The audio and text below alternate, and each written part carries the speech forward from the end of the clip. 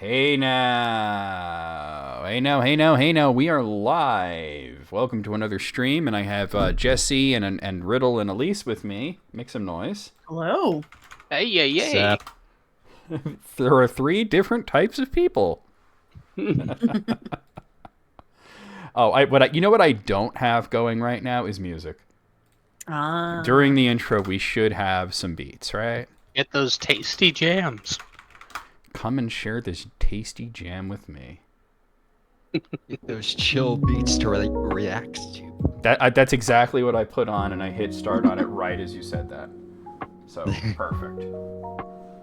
I love that they actually referenced that in Steven Universe with that picture of Connie studying, and it was the exact same pose as the studying girl. It was so good. Yeah. Future may have not been the best season, but they had some banger moments. That's good. Good for them. And their TV show. Yeah. The TV show that should have ended with the movie, but hey, I'll take it. Yeah. They made a movie? Dang. Yeah, the movie was great. Hey, Chocolate Tay. The movie was amazing. The season that came after that was rushed. It was still good, but it wasn't up to the same standard that they had been that we had gotten used to, you know? Was the animation kind of No. Just animation was the fine. animation was fine. There wasn't as much music, so there were less songs, and they took an arc that should have been told over an entire 30 episode season, and they told it in 10 episodes. Whoa. They tackled a lot of deep mental health stuff, so not a lot of it was stuff you could actually be expected to enjoy, just understand. I think people that were along for the ride were expecting that at that point. But it's literally just 10 episodes leading up to this kid having a breakdown. Well, I would say that it's 5 episodes leading up to a breakdown that lasts 5 episodes. He was kind of cracking pretty early there. And it's just like, I remember because I set the stream title at one point to Get into Therapy, Steven. The dog's name, that's actually my mom's dog. I had a dog, but he passed away, but the dog's name is Gunny. Aww. Yeah. I'll show you the dog I had. Give me a second. I'll go over to that screen. That's Gibbs. He was actually resting on my chest when I took that picture. And I had to edit out the background and put stars or whatever. I don't know what I was thinking, because I was thinking, I don't know, thatch work here, right? And then a nice star field and the burst here, and another different kind of burst there. There's Gibbs again. I was giving him belly scratches when I took that picture.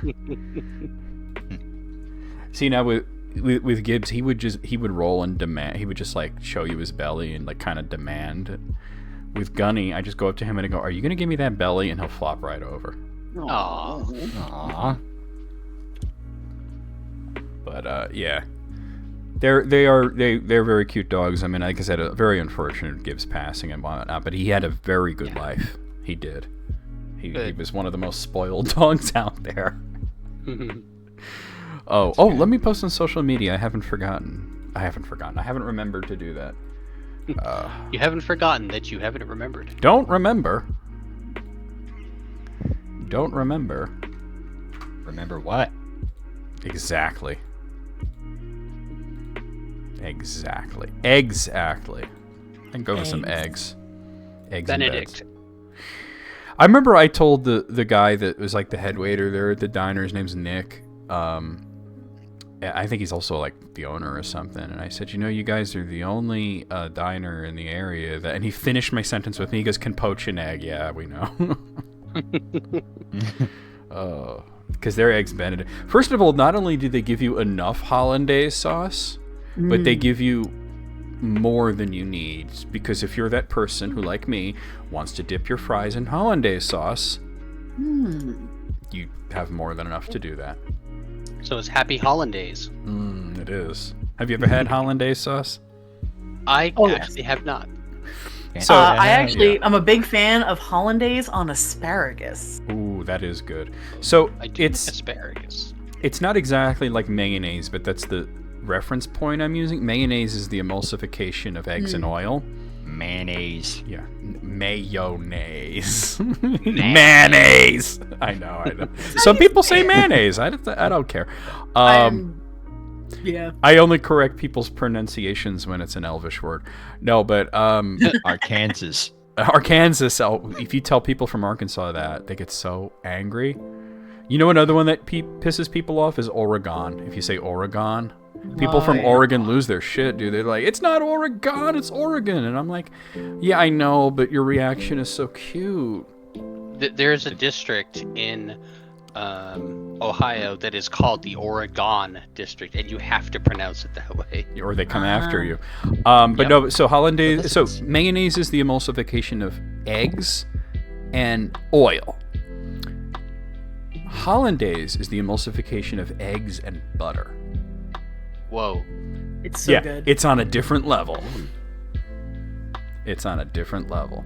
It's also very difficult to make, so it's impressive that this, mom and pop diner not only nails it, but consistently. It's nice. My dad makes a mean hollandaise sauce. Once you get it, you get it. You know what I mean? Yeah. It's difficult to do, but once you're there and you get it, yeah, boom. You're on fire. Boom, shakalaka, he's on fire. He's on fire. And boom goes the dynamite. You ever hear those cut lines from NBA Jam with all the cursing in it? Yes. Yeah. The guy tried to say that the guy that was the announcer. He tried to say no, that wasn't him, but it clearly was. He was just letting off some steam, It just sounds too close. Yeah. I mean, I've heard impressions that are so close that they could fool people. I actually had to tell somebody because the episode of my Tolkien show that went up yesterday the one that went up yesterday to the general public was about the eagle question, and why didn't they just fly the eagles over to Mordor? That would have been faster. And there's this clip out there that is of J.R.R. Tolkien answering the question. It's like a 2-minute clip, and he's like, I was talking to a fellow in the pub that he comes up to me and and it's like, and he's taking so long to lead up to that point. And the time is running out, and you wonder how is he going to actually answer it in the time allotted. And he comes to the end, and he says, "So I answered him as I answer everybody who asks me this question. Shut up." And somebody linked to it in a comment on one of my videos, and I said, "I regret to inform you that it is a very convincing fake. It was just a guy doing a Tolkien impression, and he does really sound like him, but no, that's not him." So, Bummer. Yeah. What his answer actually was the Eagles are not a taxi service. He didn't say shut up, but Oh, man. But yeah, we have lots of submitted lists. We have lots of lists that I have, and we're going to have some fun today, guys. Hell yeah, Some fun today. on this And show. as you guys know, we do have Riddle here as a guest host today, and I said it, that the permanent lineup is me and Jesse and Elise. But if you guys want to just join in as a extra person, just let me know. And that's what Riddle did. Riddle said, "Hey, I want to be on," and I said, "Yeah, cool." Hey. The 30th. I think there's I'm down to keep coming back, but I think 5 hosts might be a bit much. Well, I don't know. We've done it with a lot of hosts. I just try to make sure that people that are there, that are that they're going to be there, because we had issues with certain people that just kept not showing up. And you don't want too many cooks in the kitchen. Yeah, I mean, I think it's fun to do. I mean, like I said, I there was a point where I was like, it's just going to be me and Jesse and then a third person. But then we just, I don't know, we just synergized so well with Elise. Well, thanks, guys. I mean, and me and Jesse were talking about it after, damn, that was good, Even Jesse was also saying, wow, yeah, no, totally, So when I had the idea of, okay, permanent third person, who would it be? And I said, what about Elise? And Jesse's like, that's what I was going to say. Yeah. Well, thanks, guys. I appreciate it, and I You were enjoyed the being here. You weren't the fifth choice. You were the Yay! you were the first choice. We Take that, gym class. I never understood why they did that. Do they not realize that that's bad? And it's funny because the only time I ever got picked early-ish for gym class was when people finally realized that I was a good goalie. Oh yeah, totally. Yeah. Oh, I have value to you now. Now Yeah. you want me. Yeah, then suddenly Eat it's shit, Santa, my nose isn't for sale. Yeah, eat my meat. What was I gonna say? I almost said eat my ass and balls. That's not what I was going for though. No, eat my shit and my hair. That's an insult that I saw on Tumblr, and I've cottoned on to it. Yeah, we Hey, never Moogle. did any of that at my school. Careful. What? Moogles You never had the thing where you pick the teams and there's like a team captain and they alternate like a draft. Maybe Nope, because I never you're took young. gym after elementary school. Lucky you. Maybe because you're younger and they've like progressed past that point. You know. Because I'm talking At the about blind school, the the 80s staff and the just picked 90s. for us. Yeah. That makes I sense. did go to a particularly progressive school because I'm in Oklahoma, and they still actually taught us about the race riot. It didn't hide any of it from us. Good grief. Oh, you mean the Oklahoma massacre? Yep. I didn't learn about that, and I went to school in New York City, which is supposedly very progressive. So I had to learn later from the internet. Thanks, internet. So I'm saying They you. still try to convince us that the Civil War wasn't about slavery, though. That's a funny one. That's a funny one. States' rights to do what? Yeah, right. States' right to do what? Brent. There's right to do what? Good God. All right, you guys ready to start? Yes. All right, Let's so go. we're going to dispense with the intro because it is a podcast. We're going to head over here to the List Critics Remastered. I'm going to find the tab that the music is coming from, and I'm going to turn it off. And then we're going to start with some Tumblr posts that it's not called Tumblr Gets Deep anymore, but let's be real, we know what it really is. It's deep in our hearts. Yeah, we know what it really is. The one thing that Pleated Jeans really has to get on the ball with is, could we get a dark mode for this website finally? That would be great. So I'm not staring into the sun every time. But we have 45 top Tumblr posts that capture the internet's attention. They say this week, but they don't put it up every week. All right, number one, starting with Sander Studies, says that feeling when your body is requesting something, but you're not sure what, so you just start eating and drinking random stuff to try and figure it out. Me eating a chocolate waffle at 7 p.m. Is this what you desire, O prison of flesh? And then Queer Glasses Cutie writes, meanwhile, your body is like, I need water. Sometimes that's all it is. Sometimes that really is all it is. And then sometimes you're craving Chinese food and nothing will do but Chinese food. Oh yeah, that was me on Tuesday. What did you get? I went simple. I got chicken and broccoli and fried wontons. I love both of those things. Yum. Yeah. Yeah, that was actually my Yeah. dinner, my leftovers before I Nice. came. Oh, here. nice. Yeah, all right. We had pork loin and broccoli and what was the other? Oh, fries. Okay, Nice. number two, Lost Cryptid says the problem with horror now is there's no men in little tank tops and booty shorts, and they show 3 different horror movies from the 80s with guys wearing that. I recognize one of them is definitely Friday the 13th. Not sure about the other. And then Mink Stone says they were hunted to extinction.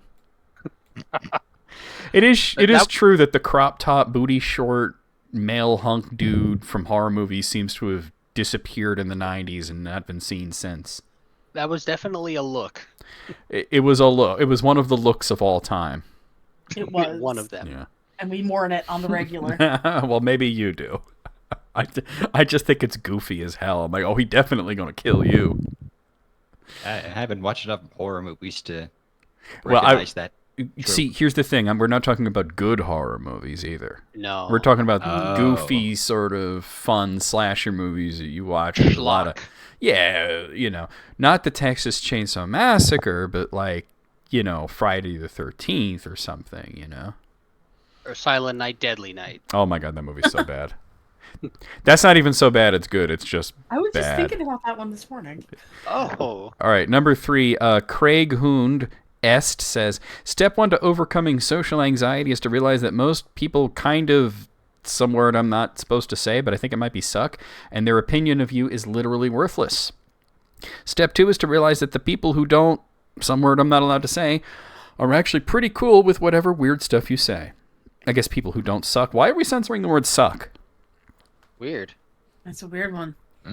I've seen this trend on Facebook where they start censoring really random words like the. That'll make things a little I don't complicated. understand it. Yeah. Number 4. That's not even like TikTok censoring. That's just like so weird. yeah. Dwarf posting says massive bell ringing. You're now listening to Hammer Striking Metal 102.3. Swords being drawn. Real Dwarf FM. Gyalafar horn being blown, where we play nothing but metal, rock, and stone. Liquid metal boiling, axes beating shields. This ain't your elf maiden station. Imagine Dragons Radioactive starts playing. I love this meme. There are some people that do they do like voiceover for it. Oh. And those always like they'll put in the sound effects and everything. I think I have to do it. Oh my god, yes. Not like right this moment, but I think I have to do this. Because that I was love to already- you come to music appreciation, but you usually have to leave early. But at the end, like I usually I'll put on this like weird Casey Kasem voice and I'll be like, and that was Metallica with Dyer's Eve on WVMX 96.9 Dick Smasher Radio. But I could do like a big like Scottish dwarf voice, like Ogren from Dragon Age, Yes. Oh. All right, number 5. Perennial Lee says anti-revenge narrative this, anti-revenge narrative that. I personally think that Inigo Montoya had the right idea when he stabbed Count Rugen in his gut and said, I want my father back, you son of a bitch. That was censored, but I've seen the movie. A lot of revenge arcs end with the hero saying, there's nothing you can do to bring my loved one back, so me seeking revenge is pointless. The Princess Bride's revenge arc ends with Inigo Montoya saying, there's nothing you can do to bring my loved one back, so there's nothing that can save you. Oh. That's why it's one of the best movies of all time. Yeah. I mean, I gotta be honest with you, that's a S-tier movie, and that is one of the main reasons why. It understood how real people act. And Princess Buttercup, whatever the hell was going on there. Nice name. I think she might have just been too dumb to live. You know what I mean? Damn. ESTL, as my mother would say. Yeah, she might just be too dumb to live. Number 2, the dank meme says, today my psych professor said you'll never truly know someone well enough to marry until you've seen them struggle financially, grieve a lost one, or witness them while they're sick. And that just hit really deep. Truly amazing advice. And then Grizzly Adventures says, first date ideas, freeze their assets, kill one of their loved ones, poison their fucking dinner. Damn. Well, you'll know if they're marriage material, I guess, right? Damn. They'll be going on a certain adventure. Hey, Damn. Wayne. I think that's Joker's plan for Batman. Let's go on a date, bats. All right, number 7, Wizard Potion says, Christmas as a cultural icon is starting to get really dystopian in a climate sense. December has historically been a time of year in which there would be snow in a significant portion of Europe and North America, and the fact that it's not even icy this time of year and all the Christmas songs and decorations reference a time of year that will likely never exist in the same way again in my lifetime is so strange. For reference, I live in Scotland, so it is weird that there is no ice or snow in December. Yeah. Well, that's just depressing. Yeah. I think we had one snowstorm this year, and it was in like February. Yeah. Yeah, that's accurate. It got up to 17 degrees here in February. Celsius. Yeah, well, I figured. Yeah, I'm just thinking had, that's warm, right? One white Christmas in my life. What? What? White. Number 8 says, kids these days will never know about the struggle, and it shows somebody trying to download some kind of executable program, and it shows the download bar saying, first of all, I just want to say the transfer rate is 4.61 kilobytes per second. Oh. And the file is 180 megabytes, and that they are estimated time yet says 39 years. Whoa. So Spalletta42 says, this is not an exaggeration. Your download speed would slow down to the point where Windows would make this kind of absurd estimate, and you'd sigh and leave the room for a while because you couldn't use the computer while it was doing this for fear it would crash and lose all your progress, and then you'd come back in 40 minutes, and maybe now it would say 52 years, or maybe it would say 3 minutes. Who knew? Not Windows. It This is was very accurate. unpredictable. The Wild West, man. Number 9, social media is just oscillating between cringe culture is dead, enjoy your interest without shame, and we should bring back bullying and social ostracization every couple of months. And then Magnetic Magnetica Predator Storage posts a graph showing 2 oscillating lines, one marked prey population and the other marked predator population. Yeah, that's accurate. Yeah. It ebbs and flows. Yeah. Number 10, Bogleach posts this weird Garfield strip. I say that like there are any normal Garfield strips anymore, but it shows John dreaming of the doctor lady that he wound up marrying later, and then Garfield doing some sort of like, Karnak the Magnificent pose, and suddenly the lady in John's thought bubble says Garfield needs lasagna, and then he turns to Garfield and says, "How did you do that?" And Garfield's like, "Who, me?" And Bogleach says, Garfield canonically has the psychic power to invade your fucking thoughts. Most cats so much do. artwork of Eldritch Abomination Garfield. I don't understand the Garfield meme culture. I think I'm too old for it, I guess. I just look at it and I'm like... It's a very Gen Z, yeah. potentially even Gen Alpha thing. I don't get it, but I appreciate that y'all are having a good time. Basically, yeah. Bringing back Garfield again. In a weird way, though, It's just... All right. All I know is that it started with them posting strips that took Garfield out, so it was just... Oh, Garfield. Yeah. And that's brilliant, but they've taken it to an extreme where it's like, wow, okay. My favorite arc of that was where they were replacing the dialogue in Garfield strips with Jaden Smith's tweets. Oh. That was pretty wild. All right, number 11, Nerd JPEG says, this is what the Animal Crossing developers think cool means, and it just shows a toilet and a basket near the toilet. They both have, like, flame designs on them. Yeah. Makes it go faster. And then Hyper Lesbian Drifter says, they're damn right, you fucking moron. Oh, man. Pansy here at number 12. Pansy says, my 14-year-old brother just took a drink of hot chocolate and hissed like he'd knocked back a shot of vodka and then set it down and said, that's the good stuff. Just watched him lose a card game as badly as he could on purpose for the sole purpose of annoying the guy trying to run the game. And when I was like, what is wrong with you? All he said was, that's how we do it down in Vegas. I told him that he has 2K notes and the people love him, and he completely deadpan went, wow, it's everything I ever wanted, and then immediately accidentally set himself on fire in Skyrim and died. Who is this person? Just some magnificent kid who is very funny, apparently. Yeah. The chocolate, ooh, that's the good stuff. That's pretty funny. I have trouble drinking hot chocolate. Why is that? Burning myself. Oh, you gotta let it be. I am less very much hot a chocolate. lukewarm chocolate kind of person. Yes. I like warm chocolate. Number 13, a romantic duck, as in a romantic, not a romantic duck, says not all construction work is equally enjoyable. For example, enlarging a drilled hole is boring, but fastening pieces of metal together is riveting. Hey. That's good. I love that. Die. And then Marzipan and Minutia writes, this joke would get the exact same reaction in 1870 that it gets in 2021, and I love that about it. I guess this is an old post. Transcends time.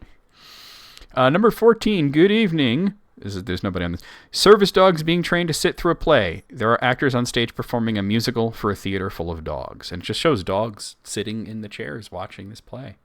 Oh, that's so being fun. polite. Yeah. Just imagine an audience, but it's all golden retrievers. Then they're just being good dogs. The Moogle's like, that was the dream I had last night. I was performing Macbeth, and there were dogs in the audience. All right, number 15, Cinepeaches. There's two sort of emoticons. One is like the dash_dash, and the other is the colon slanty face. It says, these are irreplaceable emoticons that emojis will never be able to touch.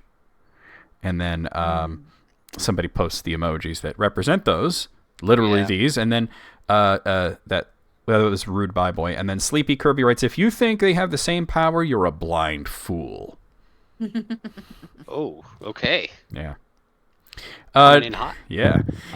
Well, it's Tumblr, so they gotta come in hot. Number 16, Tiltat. Not today I learned that. Today I learned that rats become more emotionally resilient when they are taught how to drive a small vehicle. And then Worm Poet posts a picture of a rat in a little toy car, and it says, "OP, how dare you leave out this potato?" Aww. And then Spaghetti Saucerer. That's a good one. Let's just appreciate Spaghetti Saucerer for a moment. Writes, "Bad things happening to me. Remembering the time when I drove around in a little car. I can do this." Fair enough. Yeah. All right, number 17, Tarot Daddy 3 says, "I don't want to make doctor's appointments and schedule a follow-up. I want to be coaxed gently into a crate and then be taken to the vet." And then Lazarina says, "Can I also get in on the part where the doctor patiently bears with me as I scream the entire time and then gives me some spray cheese and a tongue depressor?" Ooh. Either that or peanut butter. Yeah, usually it's peanut. There was a vet in New York when we lived there that he had like some kind of weird liver paste that my dog at the time went completely insane bonkers for. Yum. Number 18. Jackson, Maine posted a picture from the movie Aliens with Sigourney Weaver cocking a gun, and it says, "Ripley's Believe It or Else." That's good. I got me. And then That's good. Dove with Scales writes, "Every part of this joke is older than most of you people on the website." Oh no. It is true. All right. Number 19, Seiza says, "AO3 Wrapped. If you..." Oh, this is... They're posting their wrap-up thing for the yearly wrap-up from Archive of Roan. "You read 2,690,420 words, none of which are in the Bible." Oh, I believe they're... Okay, I believe they're making this up. "Your preferred genre is an abomination. You found one writer and read everything they've ever written, only to find out they're into some weird shit. And now you are too. Congratulations. The data we've collected has shocked us to our very core, and we wish we hadn't done it. We won't see you next year. Please seek professional mental support." Nice. I mean, I suppose that's not wrong. It's wrong. It's just not incorrect. What? Huh? All right, number 20, Hating Gangadot says, I'm so something, I don't know, it's censored, at measuring, I'm so shit at measuring distance that if I woke up in a saw trap and the only requirement was run 30 feet, give or take a foot or two, I would still fuck up and get slaughtered. How tall was the suspect? I don't know, Doc. Everyone taller than me is 6 feet and everyone shorter than me is 4 feet.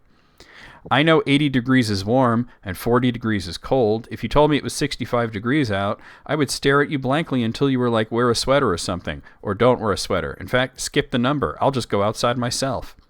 If I woke up in a saw trap and the only requirement was to roughly pour out 4 pounds worth of sand into a jar, I would just ask him to kill me without wasting either of our time.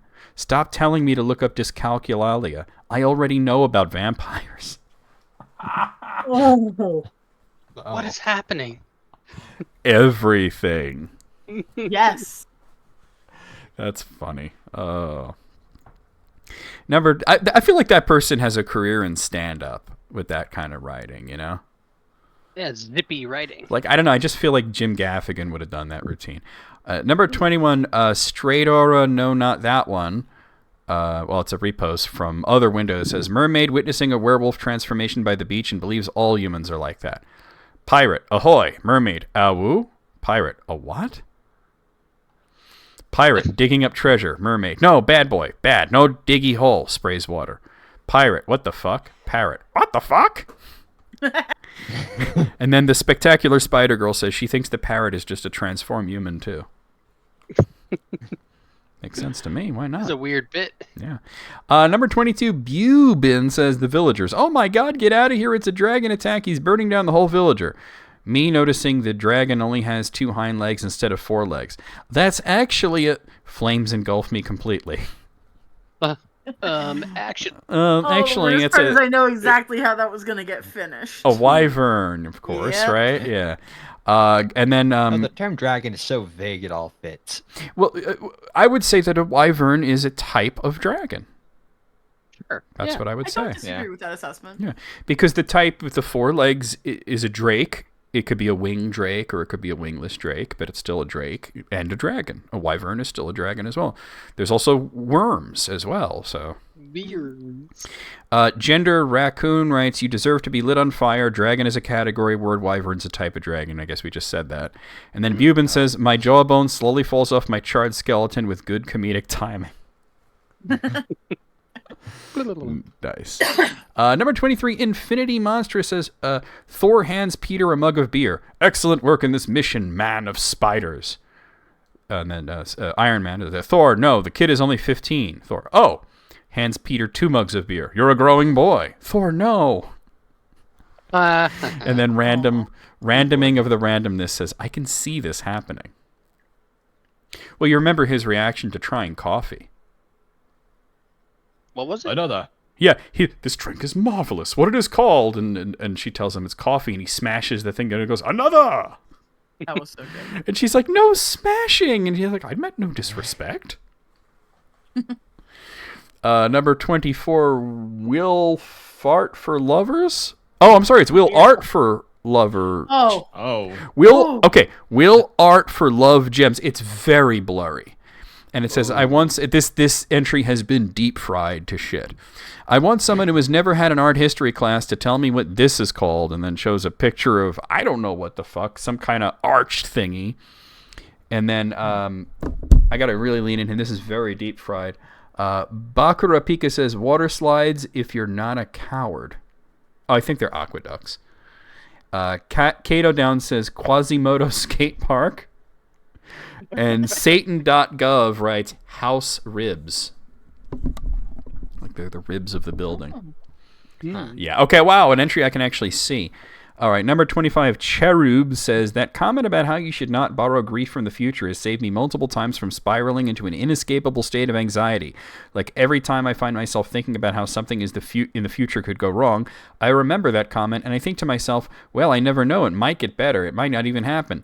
The way I think it will happen, if it will and does happen, is that it's sad and bad, and I'll be sad about it then when it happens, and it's somehow so freeing. And then one Diet Coke in a can puts like the thing with the 4 squares. I can't think of what it's called, but it has like Punnett square. Similar to that, yeah. On the left, it's something goes poorly, and on the right, it's something goes well. And the top is worry about something, and the bottom is don't worry about something. So the intersection between something going poorly and worrying is suffer twice. The intersection between something goes well and worry about something, and something goes poorly and don't worry about something, you suffer once. And if it goes well and you don't worry, you don't suffer. Yeah, checks out. It's better to not suffer than to suffer and then be relieved. So I guess that's the whole point there. Yeah, what a long-winded way to get there. So, number 26. I'm gobsmacked here. HP Stuffs posts a picture of a book. I'm not going to say what book because we don't need to get into that. It's not important. But they literally cut, I think with maybe a jigsaw or something, a DVD-shaped hole out of the book, including the part in the middle that's still there, and like put it off to the side, and said, a big part of the story is lost when it becomes a movie. And then Eyes Open Katniss writes, a big part of the story is lost when you cut a fucking circle out of it. That's a good joke. Well, I think the first person was being serious. That's what's scary. All right, number 27. First person is Jesse. The second person is me. What, be serious? Yeah. Number 27, Fuck Hunt writes, can they, release new vegetables? And then Bumblebee Bat says, I work at Whole Foods, and I'm here to tell you that they do. Some lady the other day puts this on my conveyor belt and posts these picture of these. They look like squash, but they're green, and they're long. And it says, and I'm like, no, they're nothing. No, they're not regularly shaped in a much lighter shade of green than cucumbers. And I'm like, ma'am, what is this? And she has the audacity to say, I don't know. But I want it. Okay, I wish I knew what they were, but I don't. All right, number 28 upgrader says the most private thing I'm willing to admit, I'm not good at estimating how much pasta is enough for one person. And all the rest of the names are cut out. And somebody says there's a tool for that, and it shows this green thing with these cutouts showing a child, not child, an adult, and then the last one is a horse, and you can just put the spaghetti in there and measure it up. It says, I'm sorry, does that scale progress from child to a horse? I'm so hungry I could eat a horse. I'm so hungry I could eat a small child. Oh, God. Oh, no. The best Tumblr post I ever saw about measuring spaghetti was like, okay, grab an amount of spaghetti and you're wrong. Yep. Yeah. I always find I make too much. Yeah. Number 29 shows a picture of what looks like it's a PlayStation 5, but it looks like one of those strong men tried to like bend it in half. It is really fucked all the way up. It's so fucked up that it's fucked down left and right as well. And Bondoge, I just want to pause and appreciate Bondoge. Aw. That's good. Bondoge says, is it okay? And then Halloween says, it's fine, it just needs to charge. And then Always Sleeping Insomniac writes, try logging out and logging back in. Spooky God says, just turn it off and on again. I'm the girl who waited says, press Control Alt Delete and clear your tasks. And then Nana Jalal says, oh my God, you need a case for that.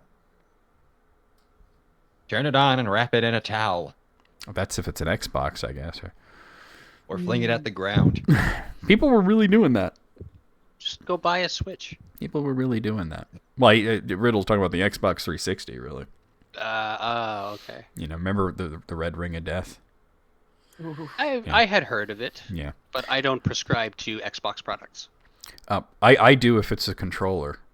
Oh, I'm yeah. waiting That's on. true. I'm still waiting on my controller. It won't be here till next Friday. All right. Forvring, whatever the hell, says Americans having discourse about pineapple on pizza are so blissfully unaware of the nightmare that is Swedish banana pizza. And there is an accompanying picture that I will not inflict upon you all. Thank you. And then Thank you. Yeah, Norwegian writes, delete Sweden immediately. And I just want to point out that the person who wrote that, his name is Fuck Yeah Norwegian. Oh.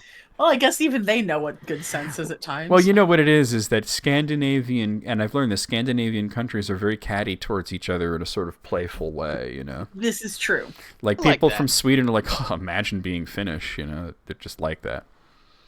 All right, number 31, Lazarus Rising writes, huge fan of when my speech patterns rub off on people and enjoy when that happens.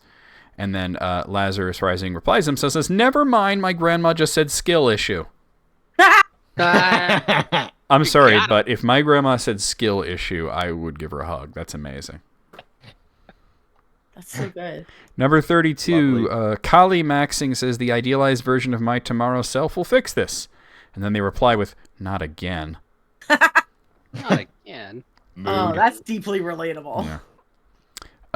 This one doesn't have a name on it, but there's a picture of this very adorable looking dog wearing what looks like a shawl and glasses. And it says, this is my dog. He's supposed to be dressed as the big bad wolf in Red Riding Hood after he has nommed the grandmother and donned her clothes. But look at him. He is not a bad wolf. He just looks like a granny. He just wants to hear how you're doing far away at school and how are you eating enough and can he make you soup. It's true. Number 34 shows a picture of what appears to be like an egg, like just the yolk part of the egg, like a raw egg, but just the yolk part in somebody's palm. Oh. Okay. And this is very deep fried. And then Zernia says, the biggest yellow skittle I've ever seen. Oh my God. And then Sapling writes, Tyler, that's an egg yolk. And yeah. And then part of like an orange rind in the next one, it says, ew, why does it have teeth? And then Sapling writes, those are seeds. The fuck. Oh my God. Oh dear. Why does it have teeth? Let's see. Number 35, In the Gentle Rain writes, we went to the beach and tried to find rocks that looked like each other's eyes. And shows pictures of them holding the rocks up to their eyes to show that they kind of match like the patterns in the iris. It's actually pretty cool. And then Discard and Discover writes, sorry, but this is the purest date idea ever. I mean, it low-key is. cute. Yeah. It's For a pretty. date? It's pretty cute. I'm gonna find a nice rock that looks like your eyes, and you can find one that looks like my eyes. It's kind of romantic. Plus, you're spending time at the beach, you know. And that's always a good sign. Number 36. Well, I don't know, because you're from New Jersey, and I've been to the beaches in New Jersey, and it hits different. It hits different. I'm a big fan, so. Less moonlight and walks and more beer. I've only been to the beaches in Florida. Gators. Ooh. Gators. Yeah. Number 36, 3000s writes, imagine that word's not even in there. Learning that people want you in their lives is a skill you can develop if it does not come naturally. It feels fake, but your friends miss you sometimes. The reason you've been hanging out with your closest friends fairly regularly for the past 12 plus years is because you have fun together. People who don't like you that much will not stay in your life for over a decade asking to hang out and inviting you to do things and texting you. There are people that need to hear this. This is true. Yeah, there are. Yep. Number 37, Shirtless Lion writes, story idea. This is in all caps. Just imagine I'm yelling. Story idea, your doorbell rings and it's a person from an alternate universe. I just want you to know that you're my favorite book character and I know how it ends and I want to change it. Oh dear. Oh dear. Oh, I read that unsettling. fanfic before. Oh my god. And then, wow, that hits hard. And then Conduira Mers writes, why did you do that to me? And then, I don't know what this says. Something is a girl's best friend writes, plot twist, the person who rings the doorbell is your favorite book character.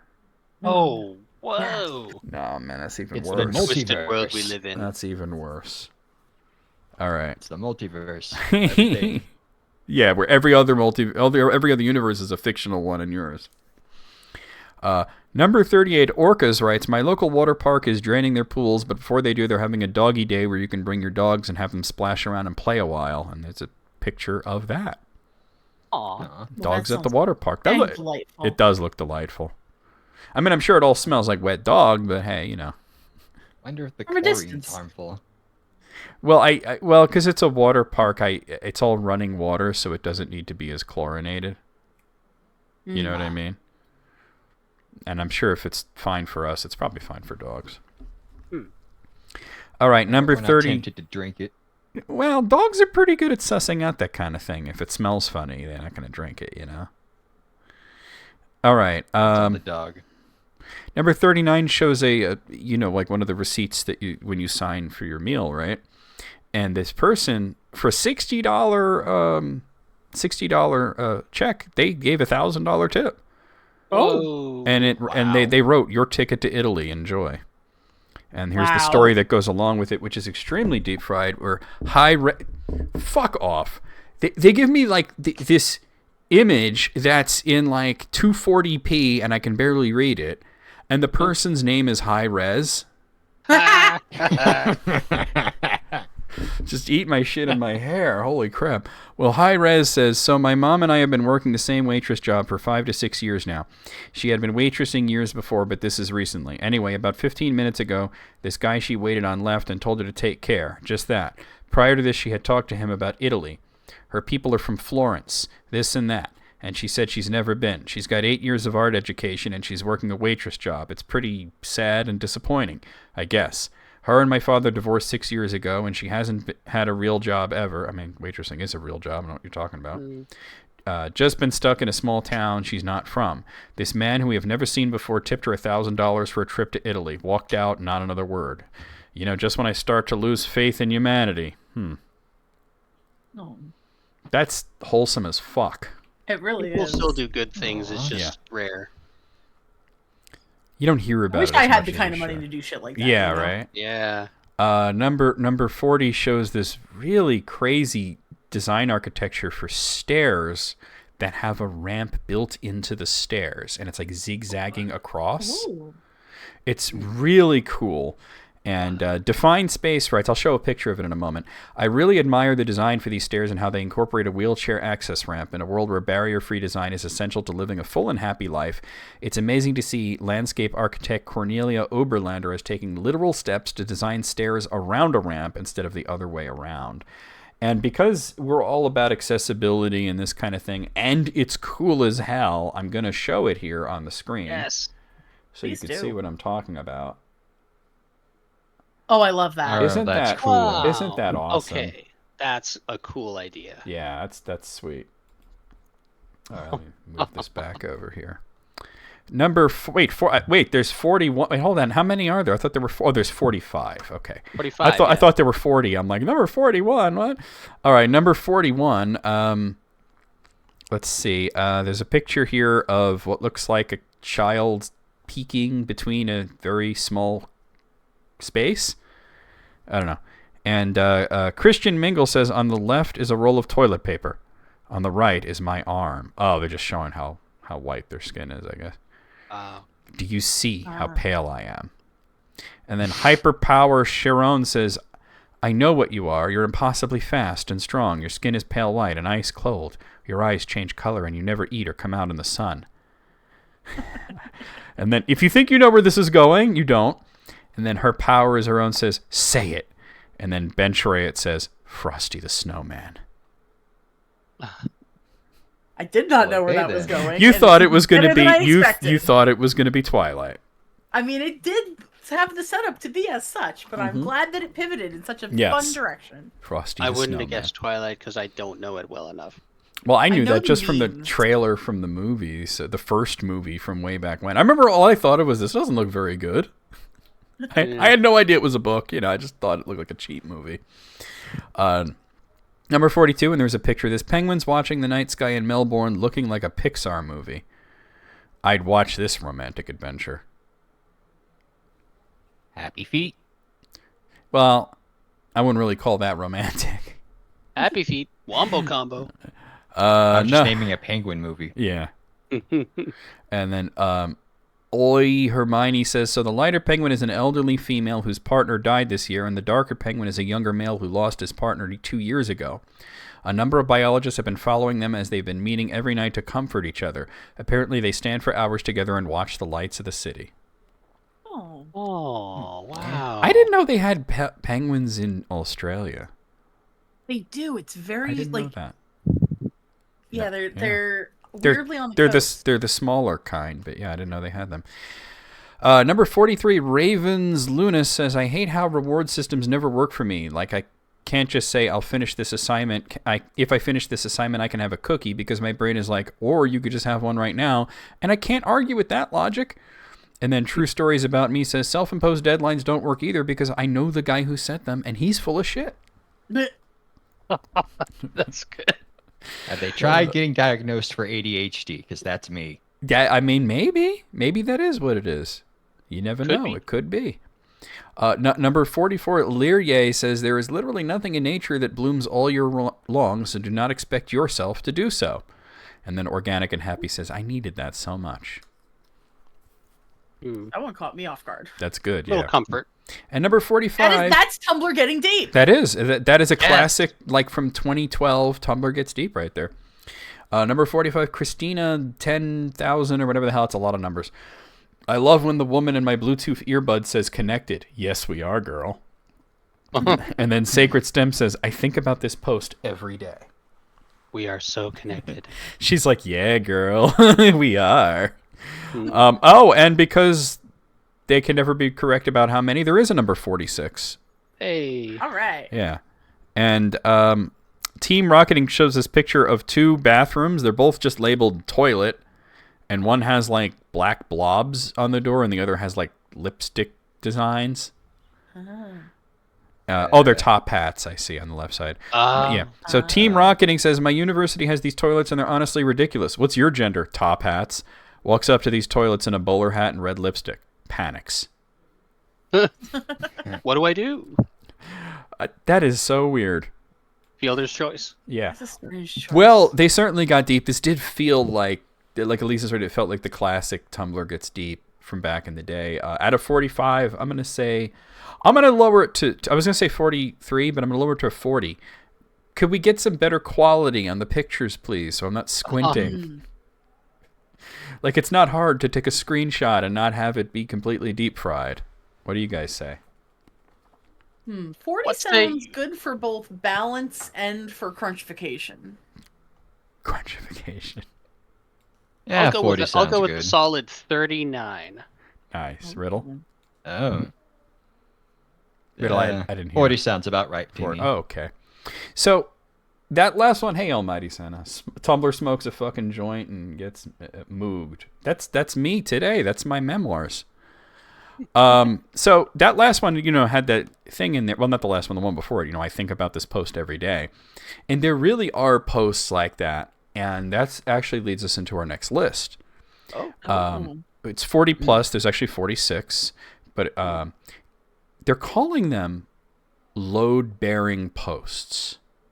Oh. And it's really interesting because it's just like a post on social media that is just so iconic that it becomes part of the culture. And we could probably think of a few, of course, to me, I think of Shaq on Shaquille O'Neal on Tumblr going, that's me yelling. That's me. Yeah. That's just part of the culture. Now, is this the thing that we could say lives rent free in our heads? Yeah, that's as well? another way of saying it. Yeah, if it lives rent, they're calling them load-bearing posts, but I think lives rent free in the head is a way of saying it. And it starts with Wangleberry saying, "What are the load-bearing posts of our time? Obviously, facing God and walking backward into hell, and Miette are up there. Does Ed Ball still count? P.S. If you can parse this, you should probably log off." Ed Ball should absolutely count. So number 2 is who that is. Wangleberry. It says, "Thinking about those beans also lives rent-free in my head, although this may be niche." No, I know exactly what that is. Because I'm in a group called Haha Shota Jim on Facebook, which is like just weird boomer posts where they're just being completely unhinged and have no idea how communication works on the internet. And one of the things that's in their banner is this old guy posting on the page for like, Heinz baked beans, and it was just thinking about those beans. And don't they spell those like THOS? Yeah, exactly. Exactly, yes. I don't know any of these. Well, you're going to learn today. I'm learning. We're Number gonna load bear some 2. posts, Yeah. baby. Number 3, Brennan says, "My coworker told me he got banned from a bar when he lived in North Dakota back in 1973 and didn't try going back to it for over 30 years, but he finally did, and the moment he stepped in, someone yelled, 'Get the hell out of here, Dennis.' And that's probably my favorite story ever."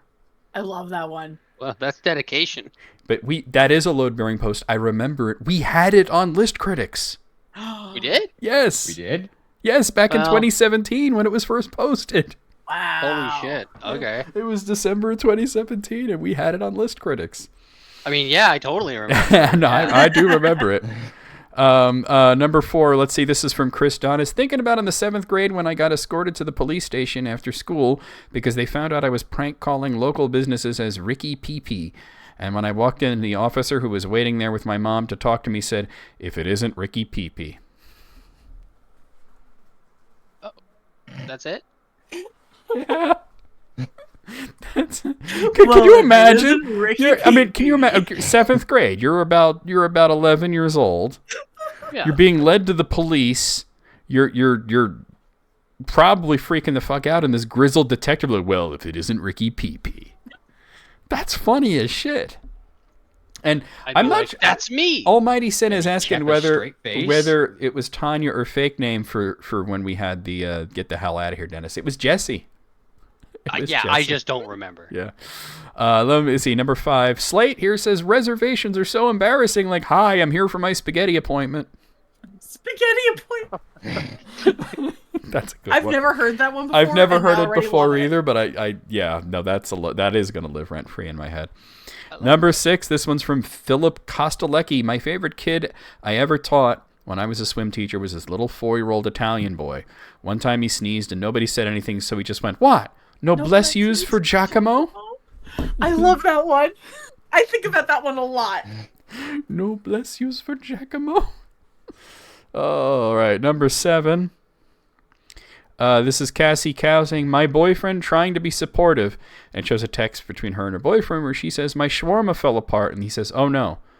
Are you solution oriented about it or in the feeling stage?" What? Well, if somebody texts you, "My shawarma fell apart," you're like, are you just venting or do you want some advice? Yeah. Number 8, this is from Yay Doi, who says, "Damn, a coffin costs $4,000. Y'all can bury me loose." Bury me loose. This is really good. These are really good. Oh.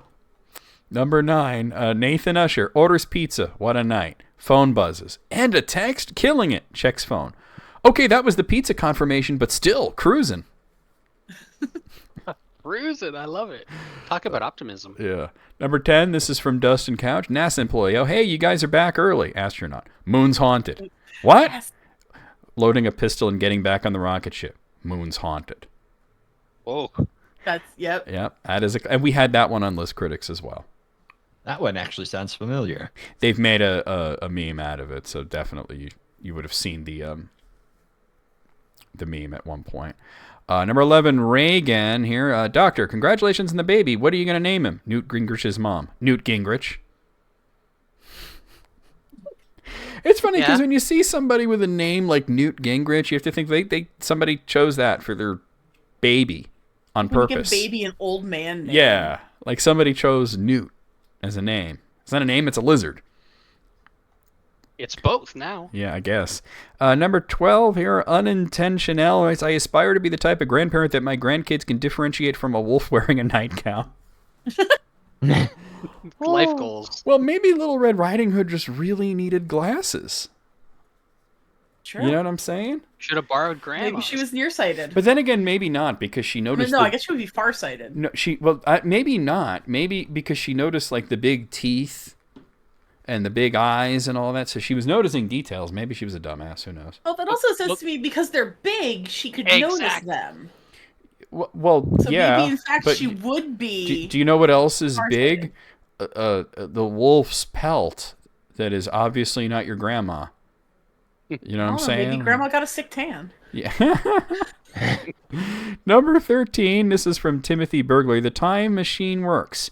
I'm in the Oval Office. Bill Clinton is there. I tell him all about 9/11 and how to stop it. He smiles wryly, stands up, turns, stares at the rose garden, hands behind his back, and chuckles.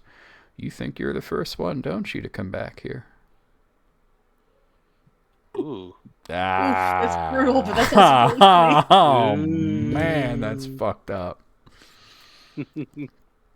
All right, this one's from Niall Haunted. Dog shelters. Don't buy puppies. Consider adoption instead. Also dog shelters. This is Pissfingers. She's 19 years old and can't live in a home with children, books, or electricity. Pissfingers is nervous around her hair and needs 400 acres of land and an orchard of extinct fruits. Yeah. Sometimes it is like that, unfortunately. It do be like that? Yeah.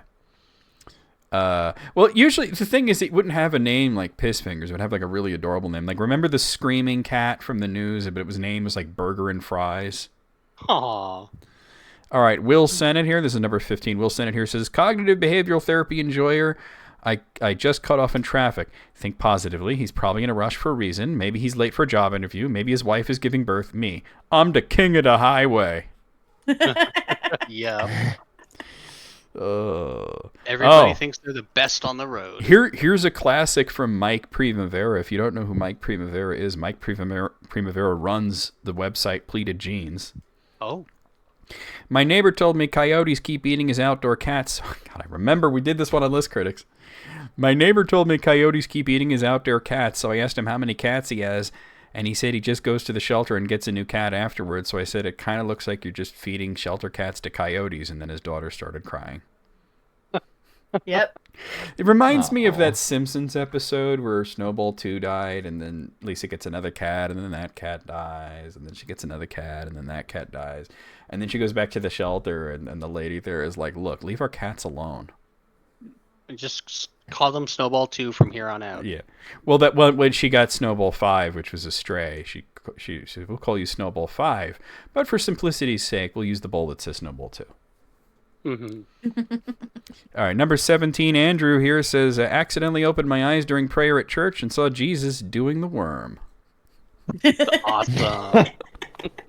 That is... Amen. Oh, man. All right, number 18, Corey here says, shipmate, Captain, watch out, we're headed straight for the lighthouse. Captain, who is a moth. Fuck yeah, we are. Who is a moth? I'm going to hang out the hell out of that light. I don't understand your question, Moogle. Number 18, CM Galdry says, Wild Bee, just getting snack, me. No prob, B. Mason Bee, just make house, me. Build away, B. Honey Bee, just sampling the lavenders, me. You know I got an assortment. Bumblebee. Hey, bonk. I just bonk. I hit. Me. Holds flower still. Wasp. I'll see you in hell. Me. You tell them who sent you. That was the one where Bart was a jazz drummer. You're right. Number 20. Like the B narrative. Yeah, right. James here says, walking around in public sober, every single one of these people is uglier and dumber than the last. They must have let mongrel school out early today. Walking around cooked. There is beauty in every soul. Okay. Really, You know, puts a different perspective. If that's what you're like sober, maybe you should just like be high forever. You know what I'm saying? Yeah, like it can't benefit you to just be that much of a curmudgeon. Yeah. You know, fry your brain a little bit. Yeah. Here's one from Sean Kelly. Canonically, The Lord of the Rings is a memoir by hobbits, which has several detailed descriptions of meals throughout. It doesn't, but okay. But maybe the whole saga is just one of those recipe blogs where they have to tell you a whole epic story before getting to the food.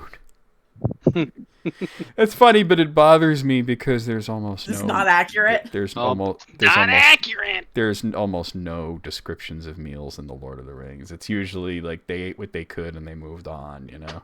I think it's just the meme that everything has description, Yeah. so I guess This- the food would. Tolkien's descriptions was the scenery. Hmm. It was every rock and every tree and every blade of grass. It wasn't so much the food. C.S. Lewis did that with the food. And what somebody once asked C.S. Lewis about the Narnia books and how lavish the descriptions of feasts are and all the different foods and candies and cakes and stuff. And they said, is this because you want to write like romance, but you can't because it's for kids, so you put in food porn? And he said something like, no, I just put that in there because I like to. I was hoping his hungry. response would have been no, because I'm hungry. Yeah, right. I was really hungry when I wrote that part. C.S. Lewis's answer to why does he do anything is because he likes it. So, I mean, it's a valid response, kind of Yeah. boring one, but a valid one. I mean, it's true that he just threw things in because he thought it was cool. Number 22, at my first rodeo.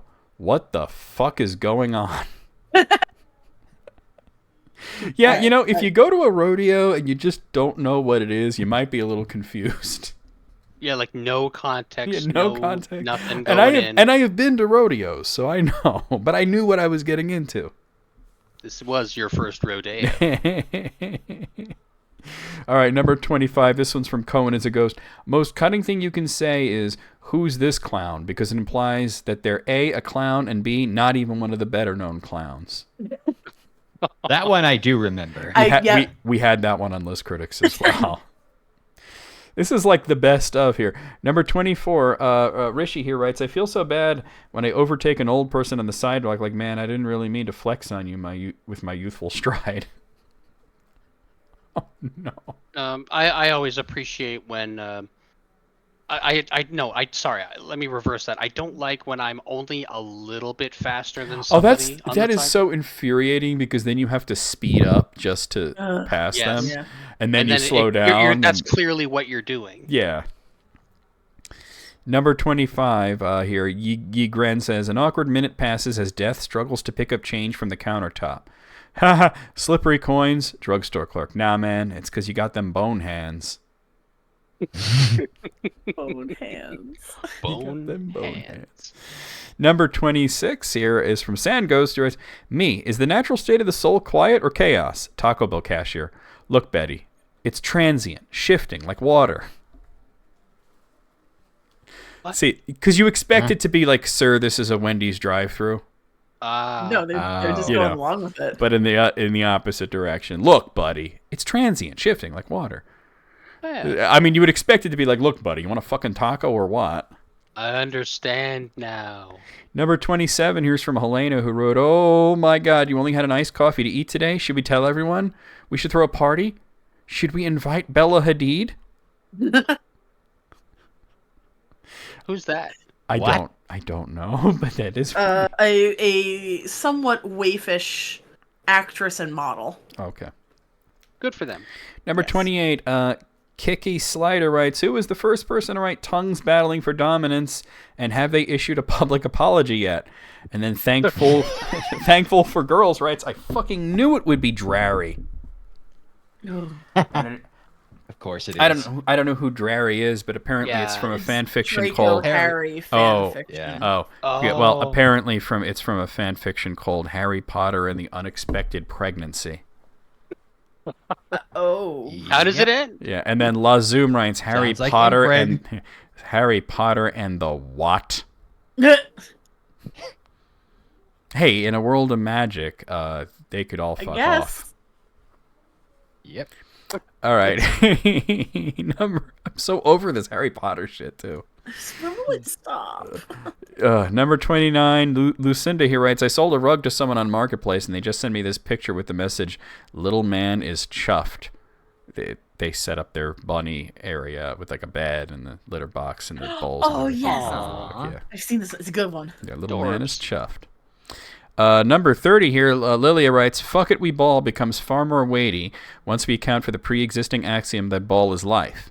For the latter effectively transforms the former into fuck it, we live. And what maxim could be more gravely important than that which urges man to persist at all costs? Oh. Very philosophical. I like it. Yeah. Yeah. All right. So number 31, Sean Leahy and the Ivy writes, the Bond's name, James' name. Please to what? Bond's name is the James. Are you all right? Bames non's having a strong call of bondulance.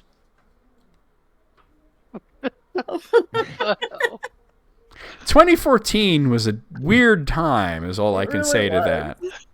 That's so strange. Number 32. Oh, like, I feel bad for laughing at that.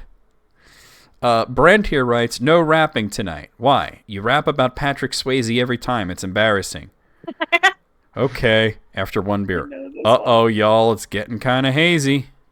Yes. Oh, no. That one is that from? I think is it at Fart? Is that the host who posted that one? It's at Merman 5. Okay. Yeah. Art. Number 33, this is from Wint, who writes, if the zoo bans me for hollering at the animals, I will face God and walk backward into hell. That's, of course, that was already even referenced there. Number 34 is a little bit of a tweet thread where Liz Wheeler says, so churches are not essential, but abortion clinics are essential. Got it. And then Nod Ponchemetz writes, yes, because abortion is healthcare. Glad I could clear that up for you, Liz. And then Lifelong Volume says 600,000 babies a year would disagree with you. And then Nod Ponchemetz says, I could easily win a debate against 600,000 babies. It's true. Sure, got a point. Oh, what? That's a You're nice crying back and forth. now? You can't handle the truth? All right, number 35, Warrior Cop writes, Doctor, I've written you a prescription here. Follow that and let's check in next week.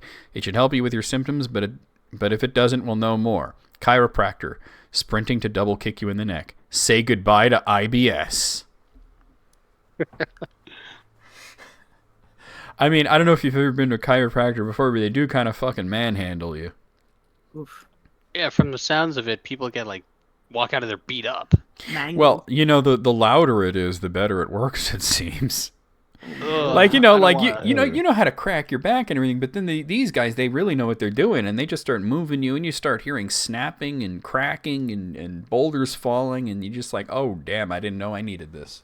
They crickety crack your everyone pickety does. back. Yeah. Number 36, this is from Eli Lilly and Company, runs, we are excited to announce insulin is free now.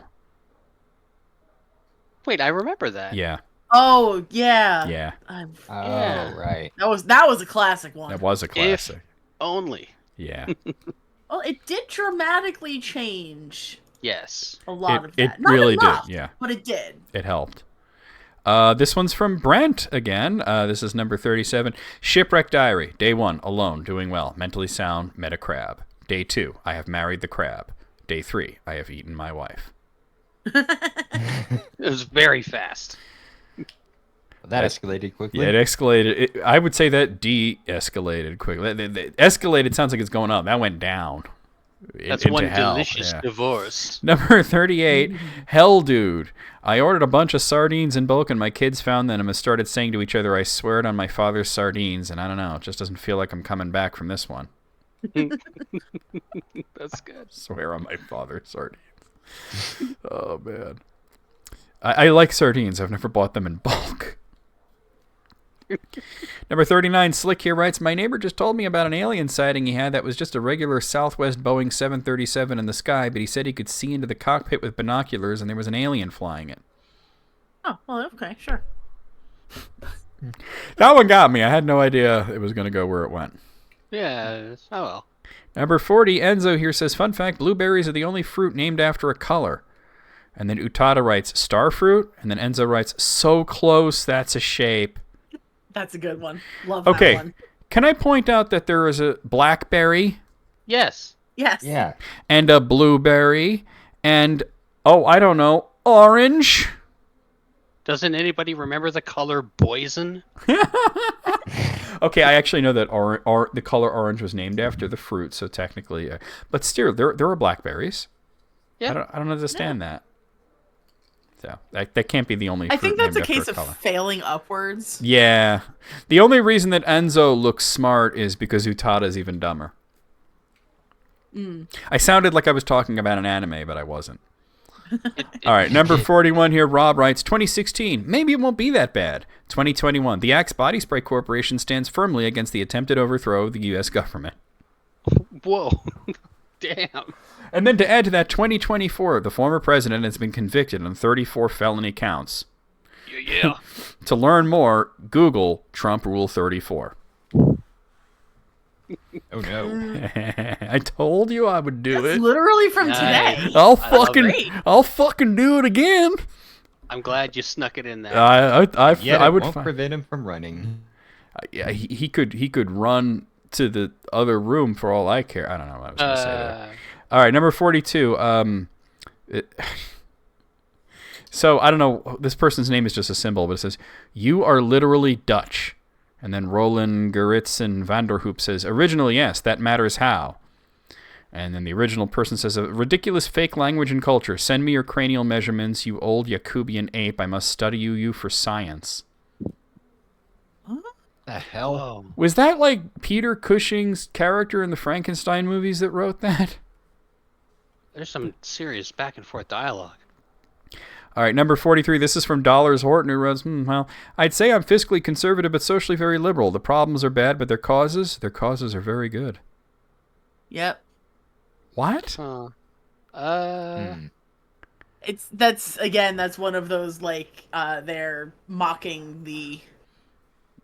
They Yeah. don't actually mean that. It's them. Yeah, I get it, but what? I get it. It ain't making me laugh, but I get it. Yeah. Number 34, Chooch here says, "Hi, Grandma, can you come pick me up for my rap battle? It's over." No, I lost. He saw you drop me off, and he did a pretty devastating rhyme about it. Oof. Number 45, Todd Wife Getter says, long-term Twitter use has only two possible outcomes. 1, you become an overbearing politics-obsessed scald. 2, your brain becomes so diseased that you can only laugh at stuff like, it's your boy Tarantula Dick. Uh-oh. I feel like I'm both they of got these me. things, though. All right. Number 46, Ghostface Uncle here writes, it's fucked up how there are like 1,000 Christmas songs, but only one song about the boys being back in town. It's true. What? Could use some more of those. You know need what it is? more of You know those. why? You know why? Because they nailed it the first time. Oh, that's a good answer. That's why. That was the last one. I feel like I could think of some other load-bearing posts, but out of 45, or whatever the hell it was. What was it? 46? 46. Yeah, 43 is where that's where I'm at.